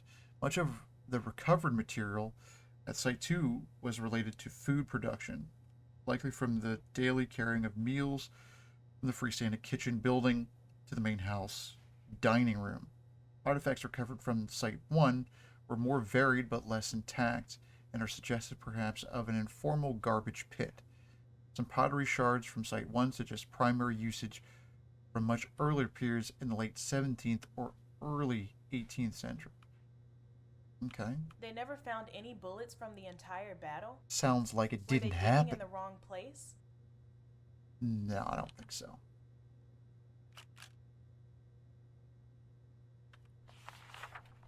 Sounds like that battle didn't really happen. Here we go, sites 3 and 4. Excavations near the site of the tobacco drying barn focused again on the search for militaria. Not sure. Okay. Some surviving accounts have made reference to barricades or even more formal redoubts, so attention was paid to the ground variations potentially left by fortified embankments or ditches. Digging at potential sites revealed again no evidence of a military engagement, but did recover post holes and other soil evidence of between 5 and small timber structures. Although these are not mentioned in the surviving accounts of the skirmish, this appears to be the nearest slave quarters for tobacco laborers, and some of the house servants the location referred to as the near quarter in Thomas Harbour's surviving journal. Digging revealed a variety of everyday and agriculture objects, far less glass and porcelain than found at the house sites, but more colonoware fragments, including a few with distinctive decorative markings and iron goods like horseshoes and nails, like we saw in the museum. One truly notable recovery for potential gallery display are the remains of a very fine imported porcelain teapot, which almost certainly was owned by the Harvard family rather than any of the slave families living in the quarter.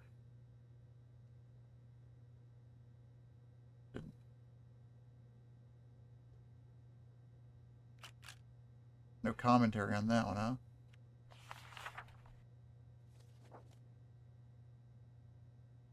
Oh, wow. This is the teapot from the it gallery. It is. Nice.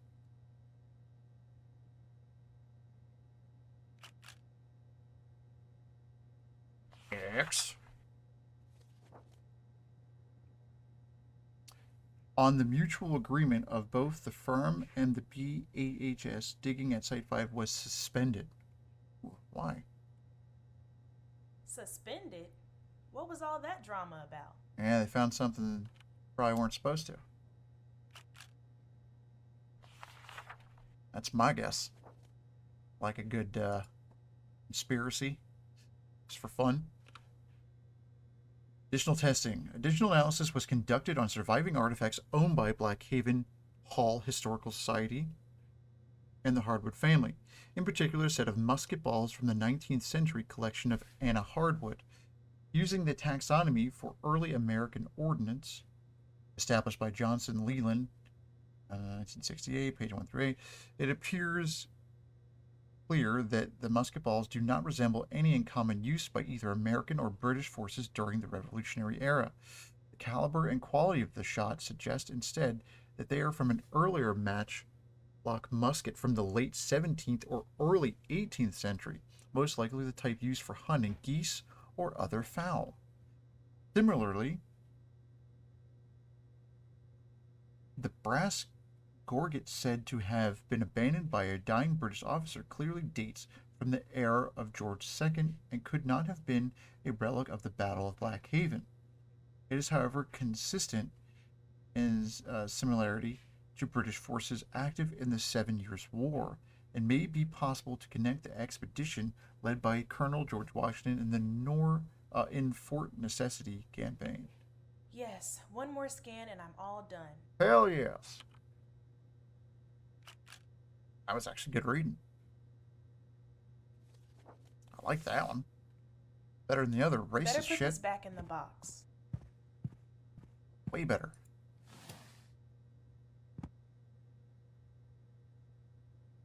Nice. 14. Okay, gotta find the shelf where this box goes. Down here. And suspended. Why? Whew, last one. Nailed it. This is a weird little guy stuck back here. Yeah, it is.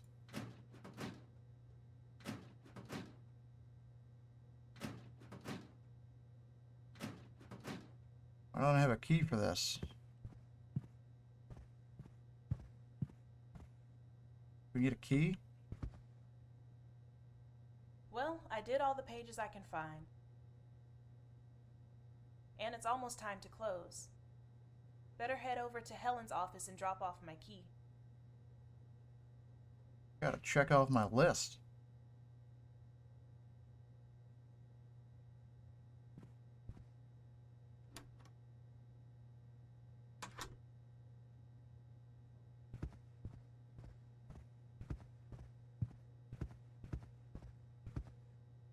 Is this the office? Okay, Helen said to leave the key in the top desk drawer. Alright. Oh, it's one of those lanterns. Cool. Replica teapot, doll, top drawer. Archive key goes back. Huh. The key to the I file wonder if cabinet. this goes to that old file cabinet. I'm gonna go try it. Hell yeah, we are. Oh, Helen had her computer on sleep. You're definitely reading that.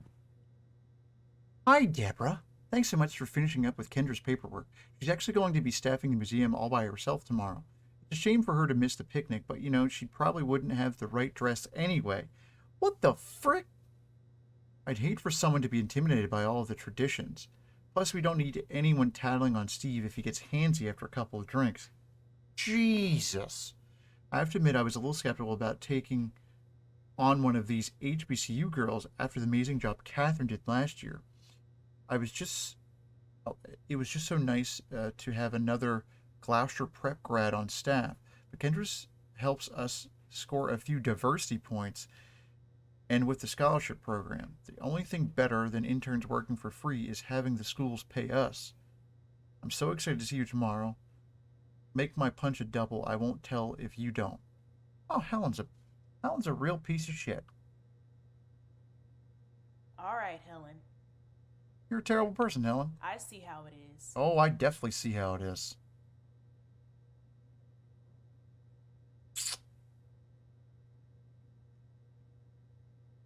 Really? Really?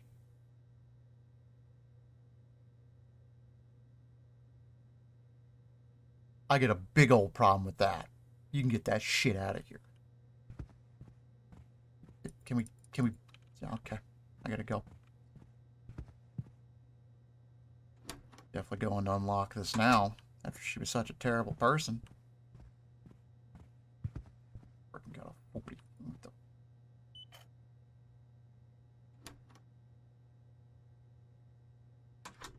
Yeah, we're handling business. What's in here that we weren't supposed to see?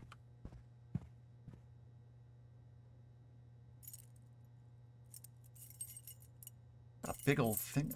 That's definitely ominous.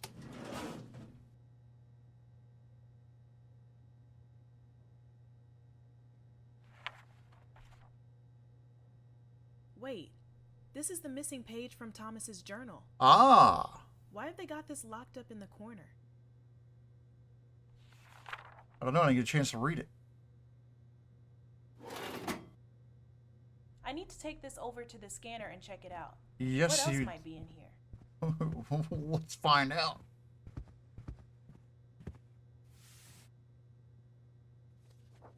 Scan it in, even though they Maybe didn't want us some of to. the other missing pages are in here. Could be. Oh, can we zoom that? That is really hard to read. I rose up at 6 o'clock and only ate milk for breakfast. I read in geometry and wrote to our neighbors about the news from Philadelphia. In the morning, I went to see the first leaves cut and hung to be dried in the barn. In my walk through the nearest quarter, I was occasioned with a shock when I did see but all of 3 Elizabeth's missing cabbages growing rudely in a Negro garden. And I don't like that. Just, okay. I found Joseph in the field and had him pull the culprit away from her duties and brought a rather uncomely wench named Patty. She feigned ignorance as to how such a marvelous specimen could be found replanted in her homely plot, when just then her girl Sally ran up to confess that she had dug up the cabbages to help her mother, claiming that after a day in the fields The indolent creature had no time to mind the garden and cook for her kin. My temper justly rose, I don't think so, and I considered beating the girl, for not even a gentle foal can be broken to the saddle without the lash. But her model, Jesus, it's too. I'm too angry to read this, and words don't exist. Okay, but her mother pleaded so that I saw the wisdom of it. It was Patty, being fully grown, who deserved punishment for neglecting to train her child. So I had her whipped in full view of the girl and fed the cabbage to the pigs to show how thoroughly it had been spoilt by the incident. At the base, thievery had soured my afternoon. I took a nap on the window couch before dinner of boiled beef and asparagus. In the evening, my mirth returned when Sarah played the piano.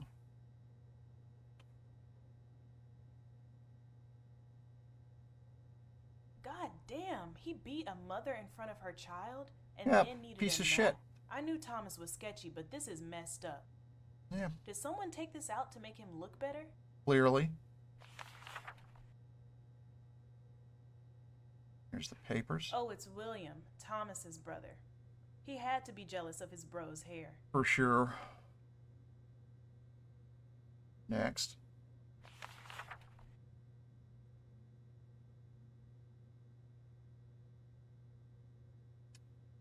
$10 reward, run away from the subscriber on the 12th of this instant. Oh, jeez.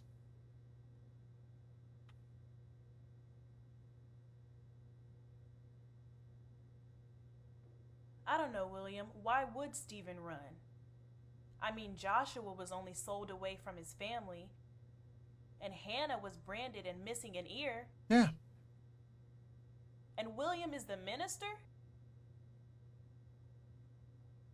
How much time do I have? Enough. What else have these Blackhaven people hidden away in here? A whole bunch. So I saw what we were getting into, and I did not want to read it. Because it's Hey, secret letters from Gideon brutal. and poor racist Anna. I hope they took these out because of adult content. All these awful people could at least spill a little tea for me. My dear Santa, before I can continue even another word, I must tell you to keep this letter as a secret as long as you live. In truth, it would be best for you to burn it. But I know you well enough to suspect you would never agree to such terms. My story does not begin with sorrow. In truth, I was recently rejoicing, and I had recuperated enough to leave behind my hospital bed and take my first steps. My gait is uneven and painful, and I must thank our Lord for the surgeon and the nurses, for each considers my walking to be evidence of his miracles. As I slowly recovered, I wished to return to duty, but I was no longer fit to march with the healthy boys. Still, I begged and received a post on guard in our camp, which was still vulnerable to Yankee raids. Even through my pains, it felt sweet to hold a rifle and keep my post and once again serve my fellow countrymen. 2 weeks after my new position, some 4 companies of our men met the enemy in a fierce little battle not even 5 miles from our camp. And all day, the wounded were brought back to the hospital, and with each round came also Union prisoners. Short of rations, as we were already, we worried about the feeding of the captives, and we made them to sit in a cattle pen in a clearing where they could do no mischief. I could not have prepared for what my eyes would see next. A full band of a dozen up-jumped Negroes, true contraband filth, brought into our camp, clad in the hated blue of regular Union infantry. I mean, that's already super well known that heroic black people fought in the war because they believed it was right.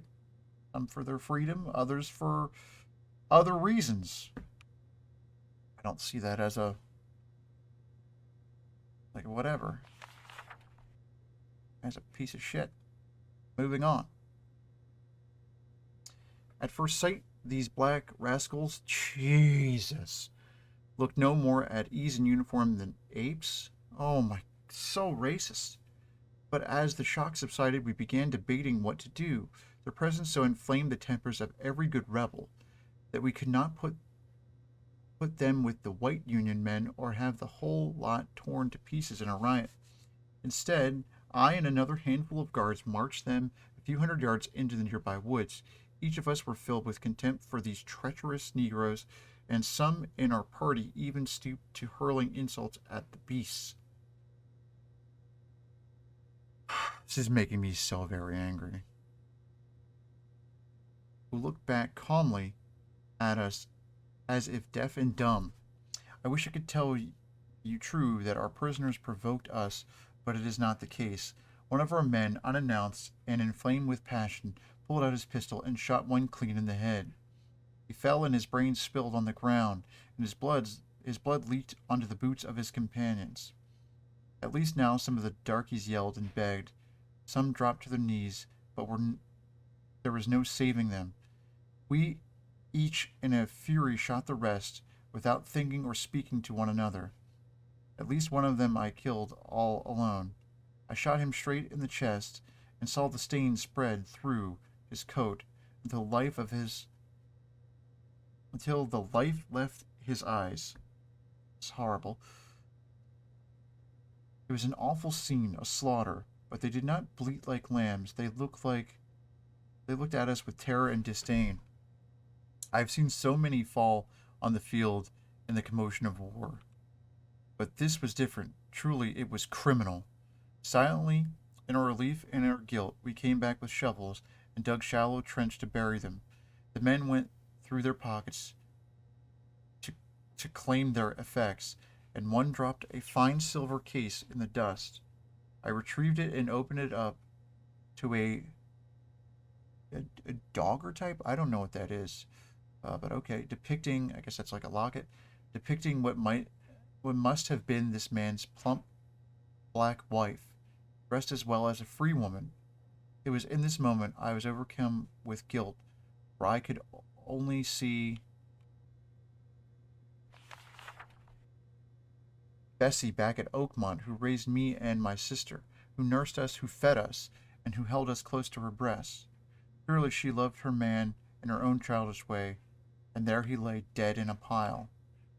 I still have not reconciled myself to the guilt I feel. War is brutal business, and I would give any number of lives, both ours and theirs, if those remained would live free from tyranny, truly to preserve God's design and the order of the races. Oh, fuck you. It's terrible. I don't like, it's awful. Oh, I would have killed 10 times as many as we did, but this felt nothing like victory, and I fear that I will suffer some greater judgment for violations of honor and conduct which we committed. I feel no pride in relaying these events to you, but you so value my honesty, I can tell you nothing else. I love you still in this moment. Yeah, you're a piece of trash. You're a piece of trash. That's what we've learned.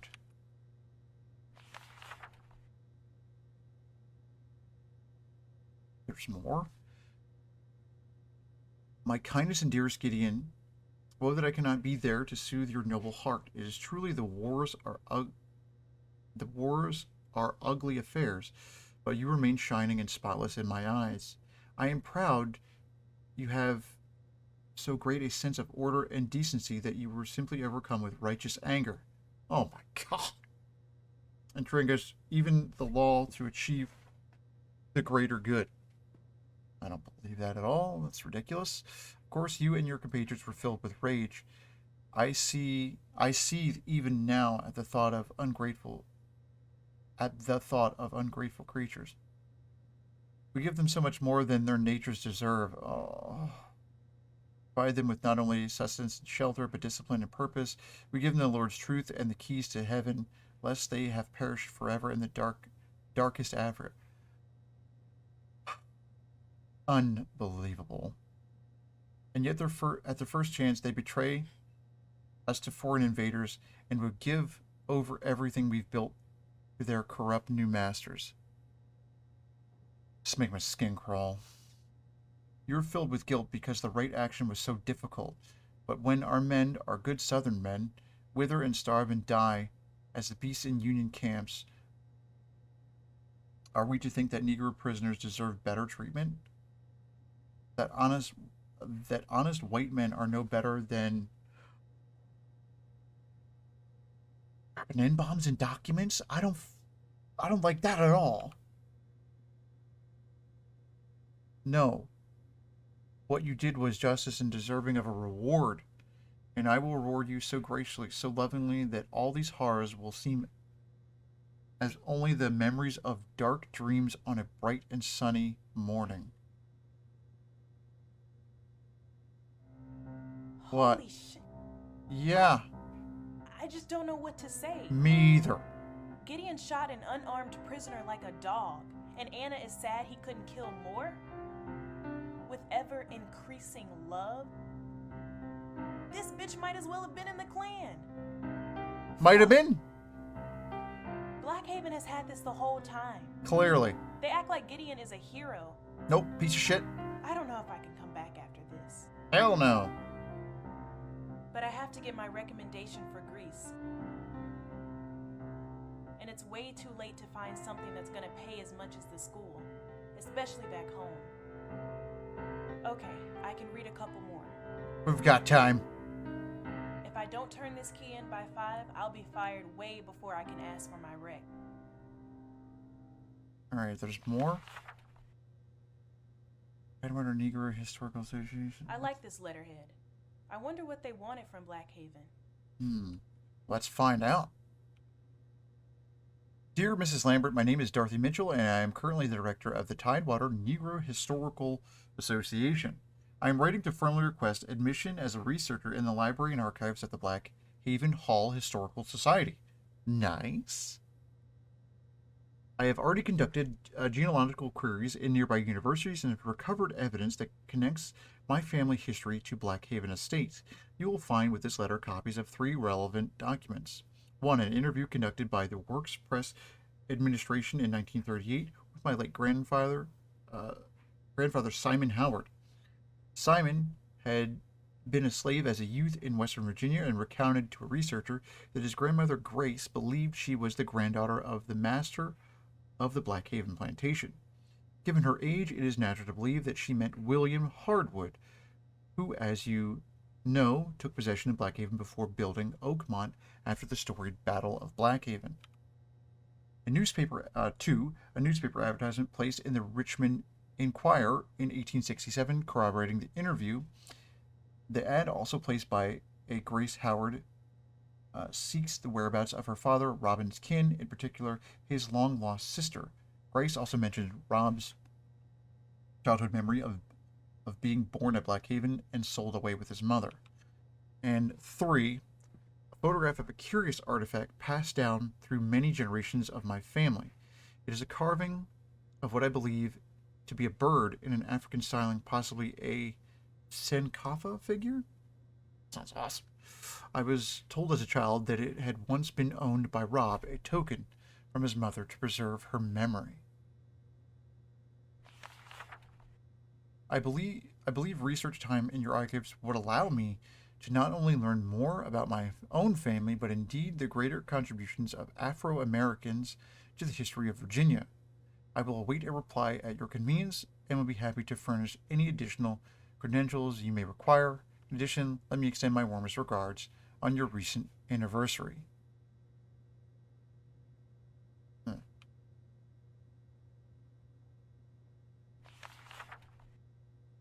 Let me hear the Afro-American history of the United States. I love this woman. Is it possible her Seems family cool. are really Harwoods? Probably.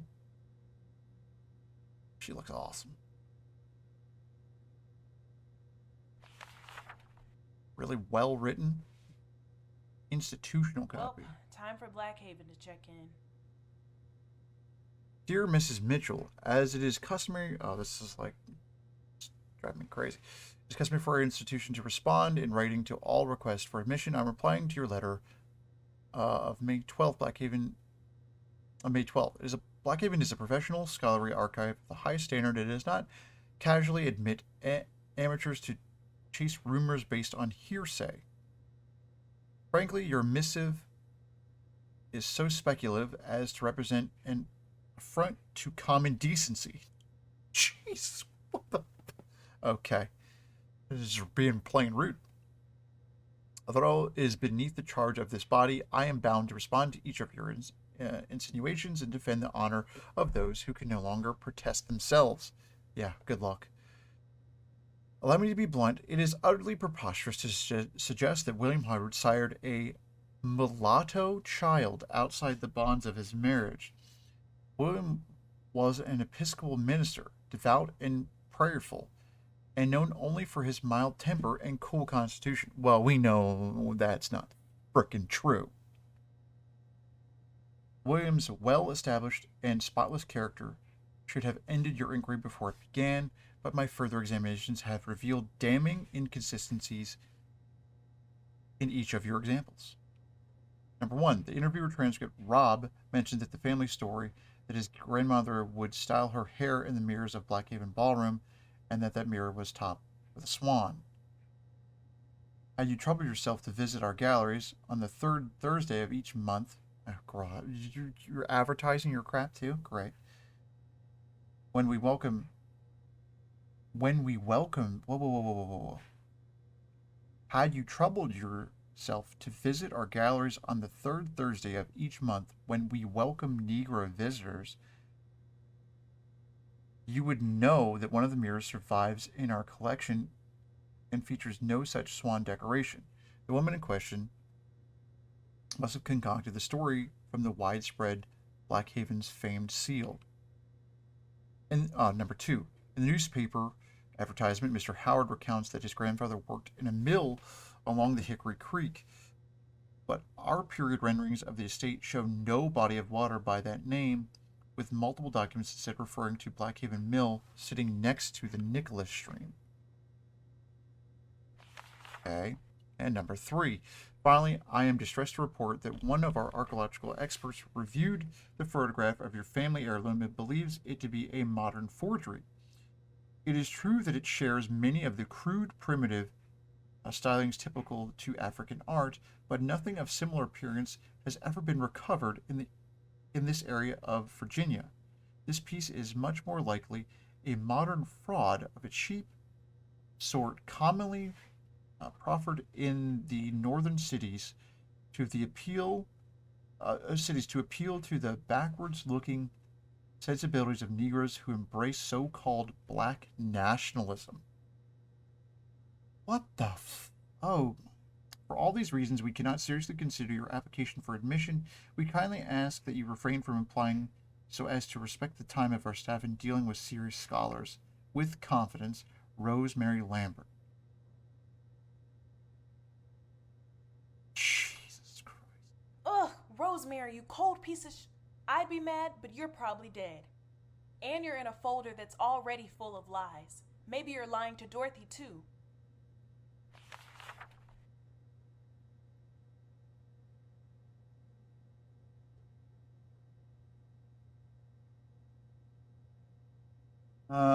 Information wanted of my family on behalf of my father Rob, who was 87 years old. He was bred and born. Oh, this is that.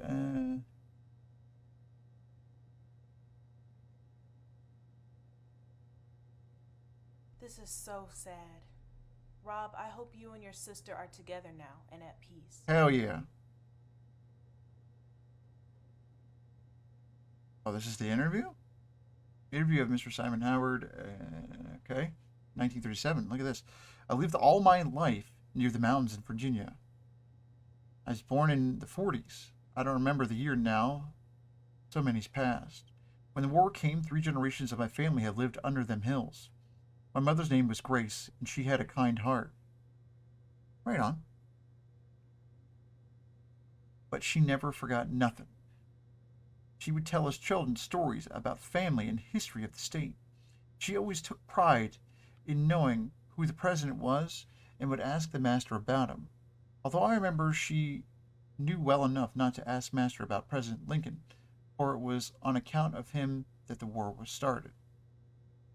She told me that my grandfather, who was very old and no longer spoke in the time that I remember him, she told me that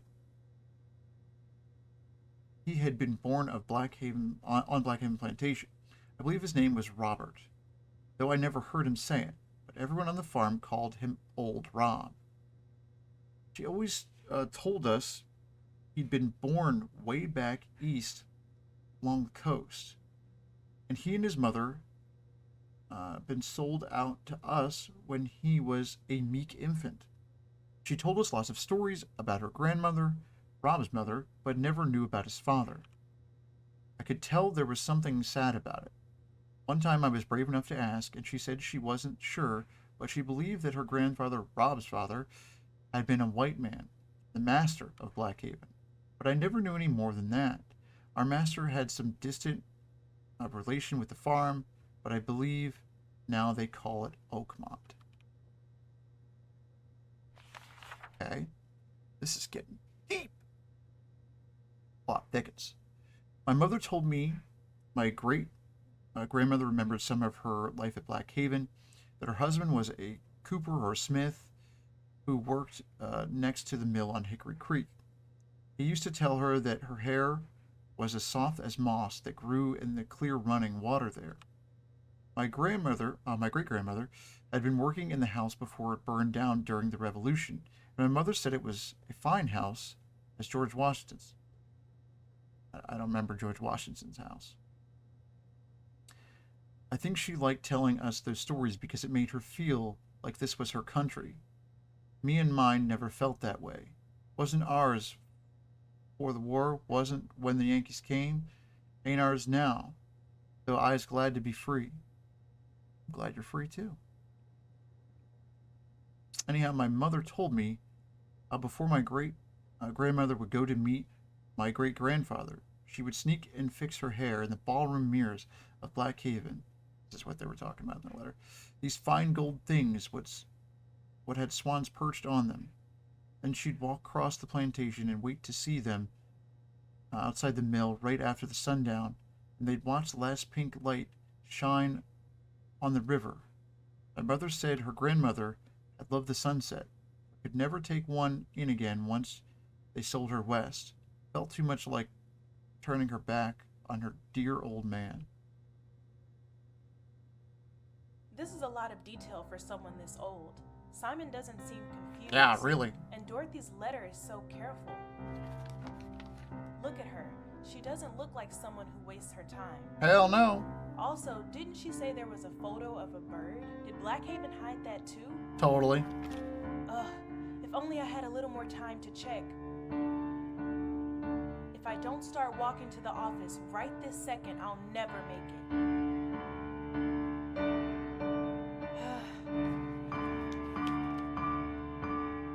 Heck it. Fuck it. Yeah. I don't care if they know I snooped. Greece has been there for 3,000 years. It can wait a couple more. Yup. Dorothy, you and I are gonna get some answers. Hell yes, we are.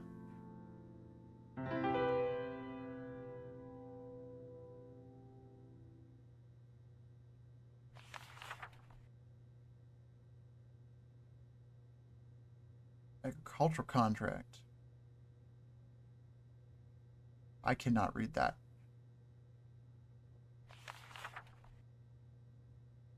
Between Solomon Highway and Virginia. Okay, here we go. Commonwealth of Virginia, Gloucester Country. Articles of Agreement made and entered into this first day of January 1868 between Solomon Harwood of the first party, Virgil Marty Freeman of the second part. Written in legalese, beautiful.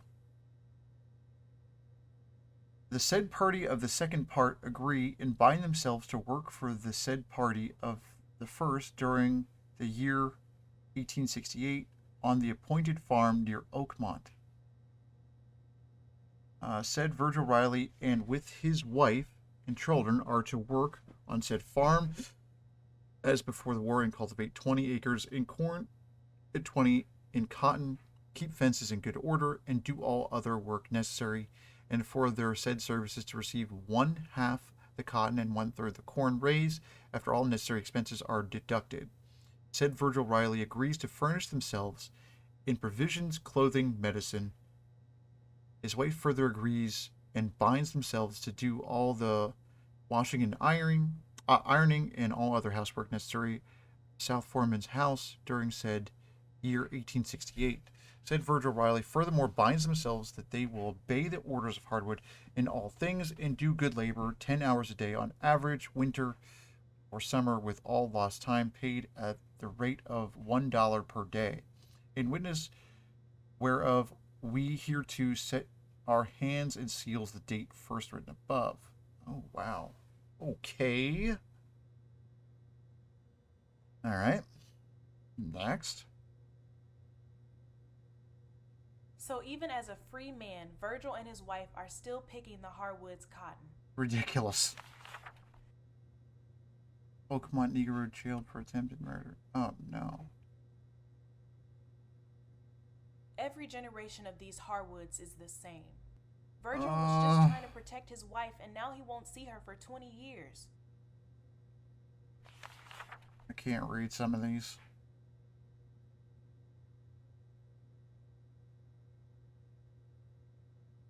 Oh, here we go. This is like this is a historical. Okay.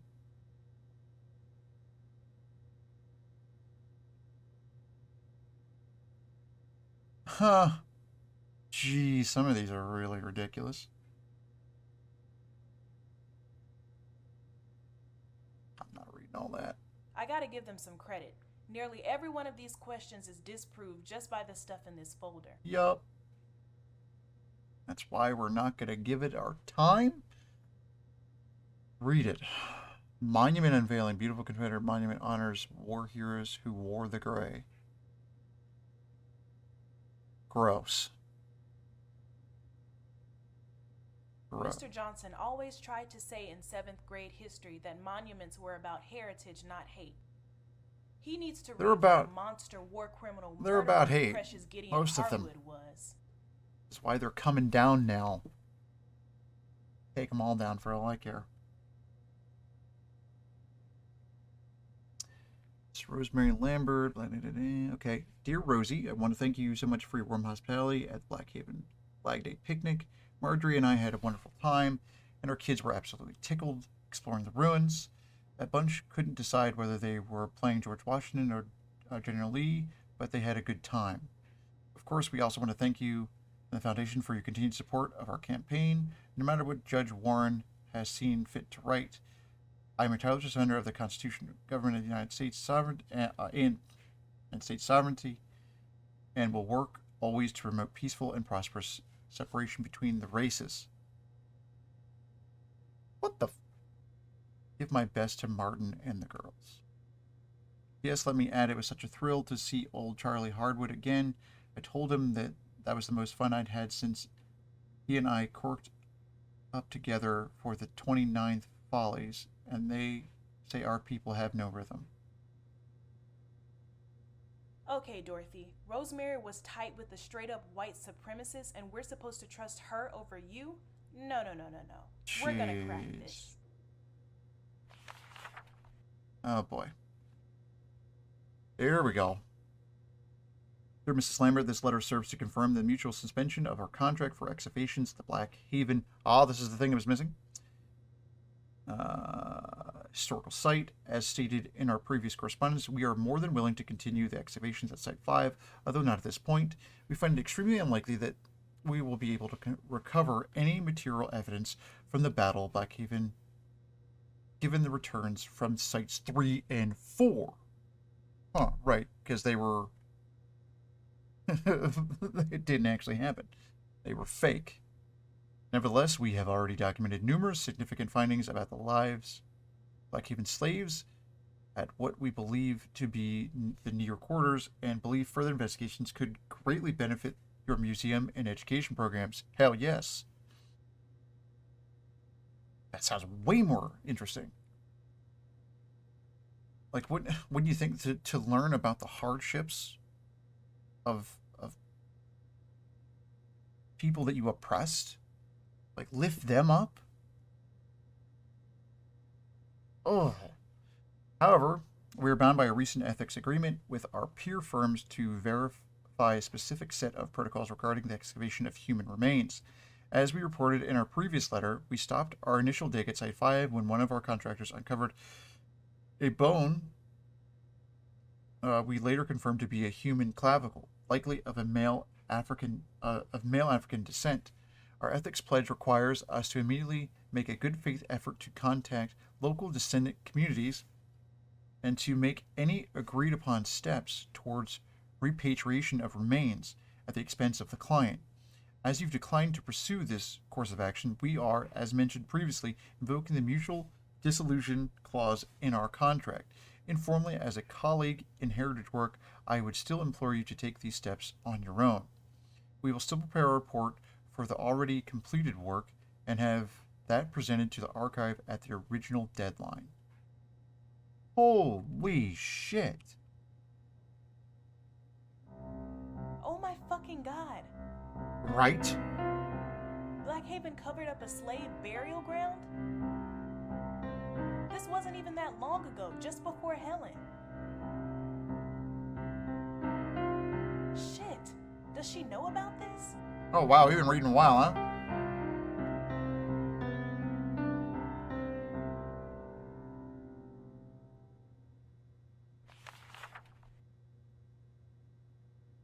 Definitely a lot going on here. Dear Mrs. Morse, I am writing to summarize the findings of summary judgment verdict rendered regarding Jennifer Hardwood's claim to membership of the board of Blackhaven Hall Historical Foundation. As you're aware, all living direct descendants of Thomas Hardwood or William Hardwood are automatically granted the status of beneficiaries with regards to the Hardwood Estate Trust. You also recall that the previous settlement between Jennifer and the trust manager found that even though she had emancipated herself from Thomas and Linda following her time in rehab, she still maintained her status as a trust beneficiary and was entitled to the yearly dividend payment from the Hardcorp Industries, a co-equal share of 10% of the annual corporate profits, as well as the trust's initial investment in the company. Jesus, okay. Because of the terms of the Historical Foundation bylaws are much vaguer than that of the trust, we argue that Jennifer should not receive a place on the board, but the Judge Wallace has dismissed our lawsuit to prevent her from taking a seat. The judge made it very clear that any direct descendants can automatically claim trust benefits, the annual payment, and the foundation board membership. While this outcome is disappointing, the judge also found that board members must be physically present to vote, and as Jennifer's last listed residence was still in Costa Rica, you likely do not need to concern yourself with this possibility in the near future. Okay. That's shady. Wait, hold up. Any descendant of William gets a share of 10% of Hardcorp profits? They're like a Fortune 500 company. Even if there's dozens of current descendants, that would be hundreds of thousands, even millions of dollars. Uh-huh. I've been trying to keep this from you for years, Dorothy. Uh-huh. What if you're right? Forget researching here, you'd be running this place. Probably better.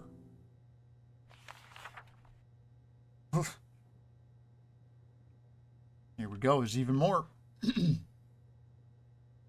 Dear Mrs. Morris, in regards to your previous letter concerning the Americans with Disabilities Act, ADA, compliance of the Blackhaven Hall Restoration Project, yes, it is true that certain historic sites are eligible for exemption if they meet the established tests that compliance would threaten or destroy the historical significance of the site in question. Your argument that Blackhaven's long established status as a ruin since 1781 would be imperiled by ADA compliant accommodation is likely to withstand a challenge, particularly in our district court, but I'm not sure this exception is truly the spirit of the law, given the architectural character of your upcoming project.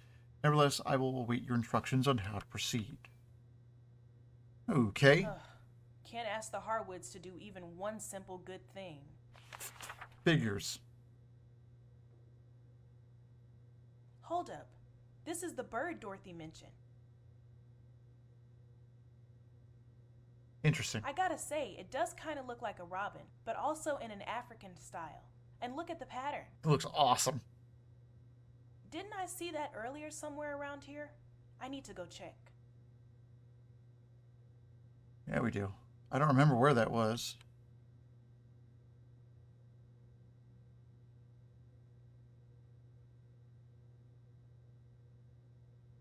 Where was that? Was that in... Yeah. Yeah, is it here? Yes, this one. The one they're hiding. It's the exact same design. Do it! Do it! Even the feel of it is the same. It's like the same person did it. And they found this in the slave cabins. That means Rosemary and Blackhaven lied to Dorothy about her evidence the whole time. Mother truck. You were right, you were right, you were right. Okay, but what about the next two objections? Rosemary said Simon's story was false This because is Blackhaven's wonderful. mirror didn't have a It's a swan. mystery. Isn't there a mirror in the gallery? Maybe I can figure out why it doesn't have a swan. I bet we can. I should also call my mom. Maybe she can check out some things for me. Definitely.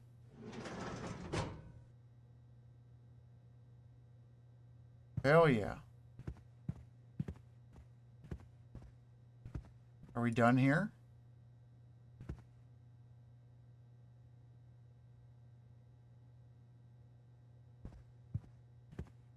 I think we went a little late.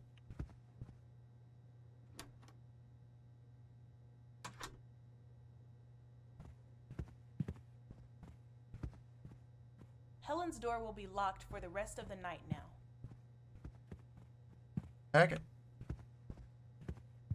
Go back and check out some stuff. Man, a lot of anger about some of this stuff, but that's the thing that happens with history. We should be angry Hi, about Mom. this. No, I'm not back home yet. I'm actually still at the museum.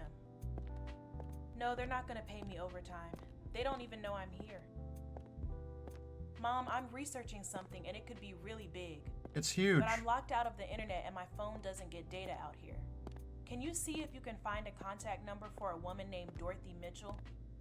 She's pretty old, but I think she lives in the area. Yeah, Mitchell with an M. I don't know if it has one L or two, just try both. Wing it. You can just email me from my work address if you find anything. Thank you. I'll call you from my desk when I finish up. All right, Mom, bye. Okay, I gotta go check the mirror. Yeah. Did I be able to get in here?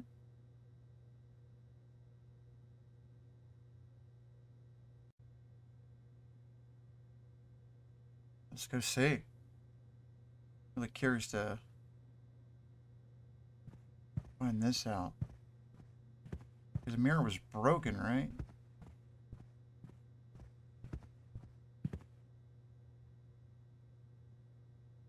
Well, here it is again. There's definitely no swan. I wonder what other info Blackhaven has. Looking glass. Oh! Helen did say that they were going to be beta testing object scans. Ah. I wonder if I can scan for more info. Ooh.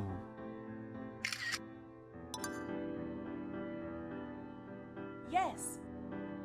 Nice.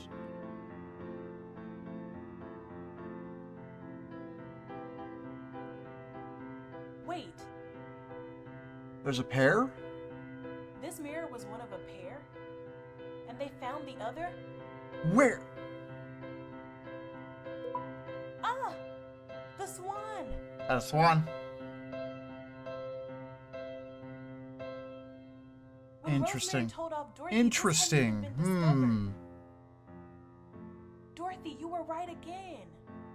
2 for 2, Your Dorothy. grandfather remembered. His mother, his grandmother, they remembered. Oh my god. She looked at herself in these shards. I can't imagine. Okay, there's only one more point left to prove.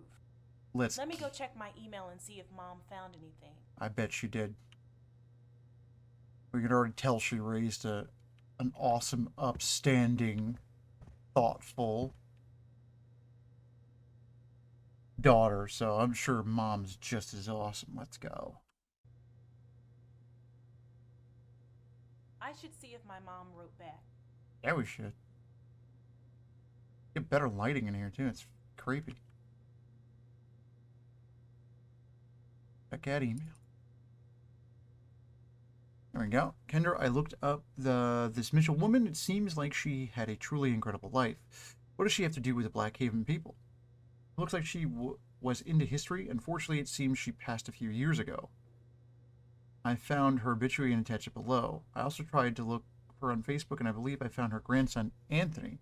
He's still at the same place. I found his number in an old phone book. It's right there. How's that for detective work? Call me when you're finished. I want to know what you're digging up on the job. Love, Mom. See, Mom's freaking awesome. Way to go, Mom.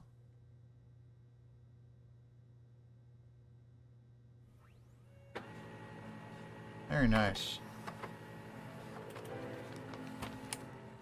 Oh no, Dorothy.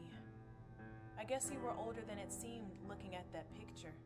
She didn't need the Harwoods' money, but the family needs to know she might be right. Hell yeah. Anthony seems nice. Damn, can you imagine if he was at the next meeting with Helen? Oh. Alright, Dorothy. First, Blackhaven said you couldn't be a descendant from the Harwoods because the bird Yep. carving wasn't authentic. That's wrong. It looks just like Blackhaven's own pottery. Boom. Next, they said Simon's family was never here because their mirrors didn't have a swan. But oh wait, Boom. yes they did. Last, they say Simon had the wrong name for the creek at the mill. He said Hickory Creek. Blackhaven said Nicholas Stream. Ugh, how am I supposed to know what a creek was called 200 years ago? The model over there doesn't even show the river. Let me call my mom real quick and thank her. Definitely do that. Hey Mom, thanks for sending that stuff along. Let me put you on Very speaker. helpful. Can you hear me? Are you by yourself? Yeah, Mom, of course. So, what did you find out about this Mitchell woman? Mom, I'm not sure, but I think Blackhaven might owe her family some money. A like a lot of bunch. money. And maybe some other things. Oh, did she do some work for them? No, Mom, it's a lot bigger than that. But I don't want to say anything more until I'm totally sure. Oh, I we're just have pretty to check sure. one more thing before I leave. It makes me wish I'd gone to hear her before she passed. Even Definitely. the foundation name sounds familiar. Where have I heard that before? 1 second. I'm going to check this. Oh man, Mom's the best. Chesapeake Black Excellence Scholarship Fund. Here's their page. List of projects. Wait. Oh my god. They're the chief sponsor of Lee. Kendra, baby. Do you know who this woman is? No. She paid for your scholarship. What? Dorothy, you're the whole reason I'm even standing here. That's awesome.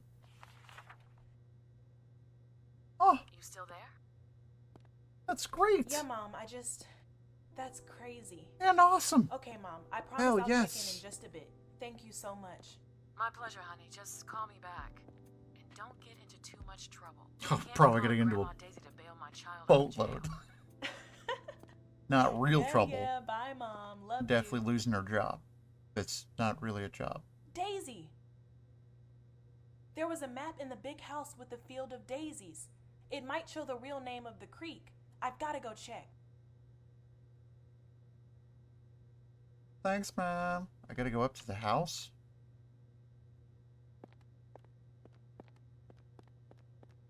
At night? I don't remember where that map was. I just need to run up to the house and check that map.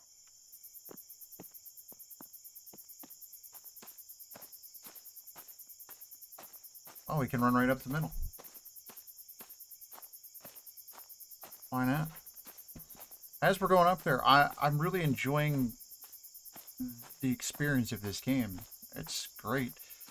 I am sickened by this kind of stuff that happens in history. Every time I read about it, it's just like, I can't believe that it's happening. You know, same way I can't believe that the crazy, inhumane, and unacceptable crap happens now. Just, no. A lot of people prefer to forget our history. Me, I would like to learn about it so that we don't repeat it. What about a map? Hell, I don't remember. So was it upstairs?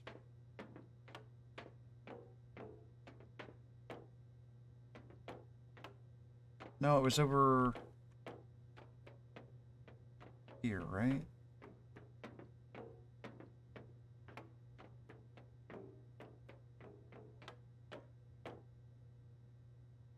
Yes, here's the map. Beautiful.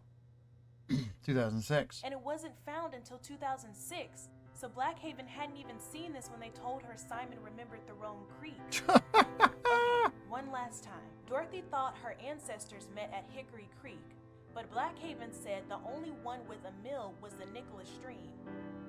Let's see. There's a few little rivers here. Oh, I should use the key. Okay. Stables, garden. Alright. Is there a Nicholas Stream? That's it. It's really there. Hickory on their Creek. own damn map.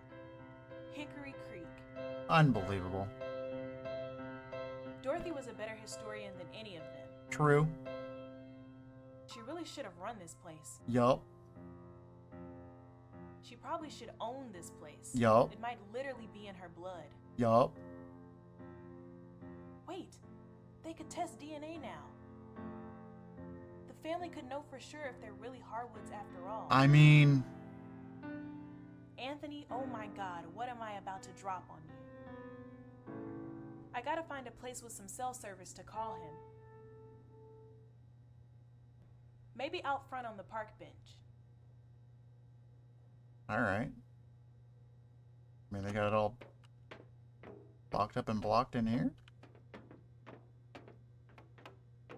Guess that would make some sense. A little weird, but sure.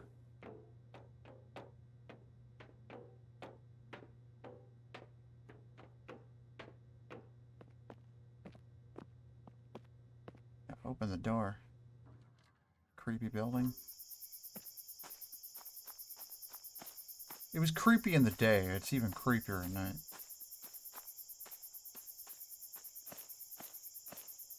Yeah, take a sit on the bed. Whew, here we go. Here we go. About to become Blackhaven's worst intern of all time.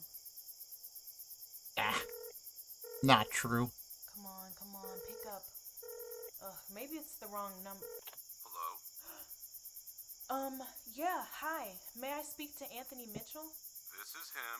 Okay. And are you the grandson of a Dorothy Mitchell? Who is this anyways? If you're with the charity folks, I have No, told y'all. we're not with the charity Not folks. be calling me at home. The estate handles all of her donations. No. Actually, I'm calling from the Blackhaven Hall Historical Society. Uh-huh. And, Mr. Mitchell? We need to talk. Yes, we do.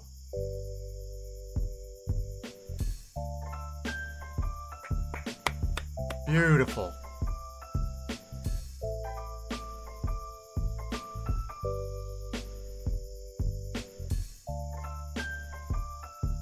Another game. Nice. I'll be checking that out too.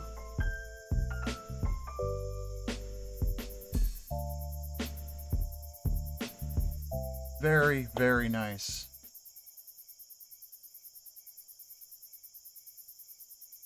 Curious to see where that goes. This was kind of an incredible experience. Lots of mystery. I didn't know where it was gonna go. Yeah, history to games, history.com.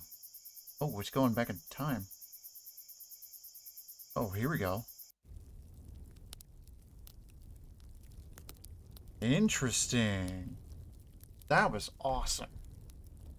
I like that it fully took us there, even to places I didn't really want it to go. Deep, dark places. Some stuff I definitely couldn't read in there because I started reading, it was just so heavy.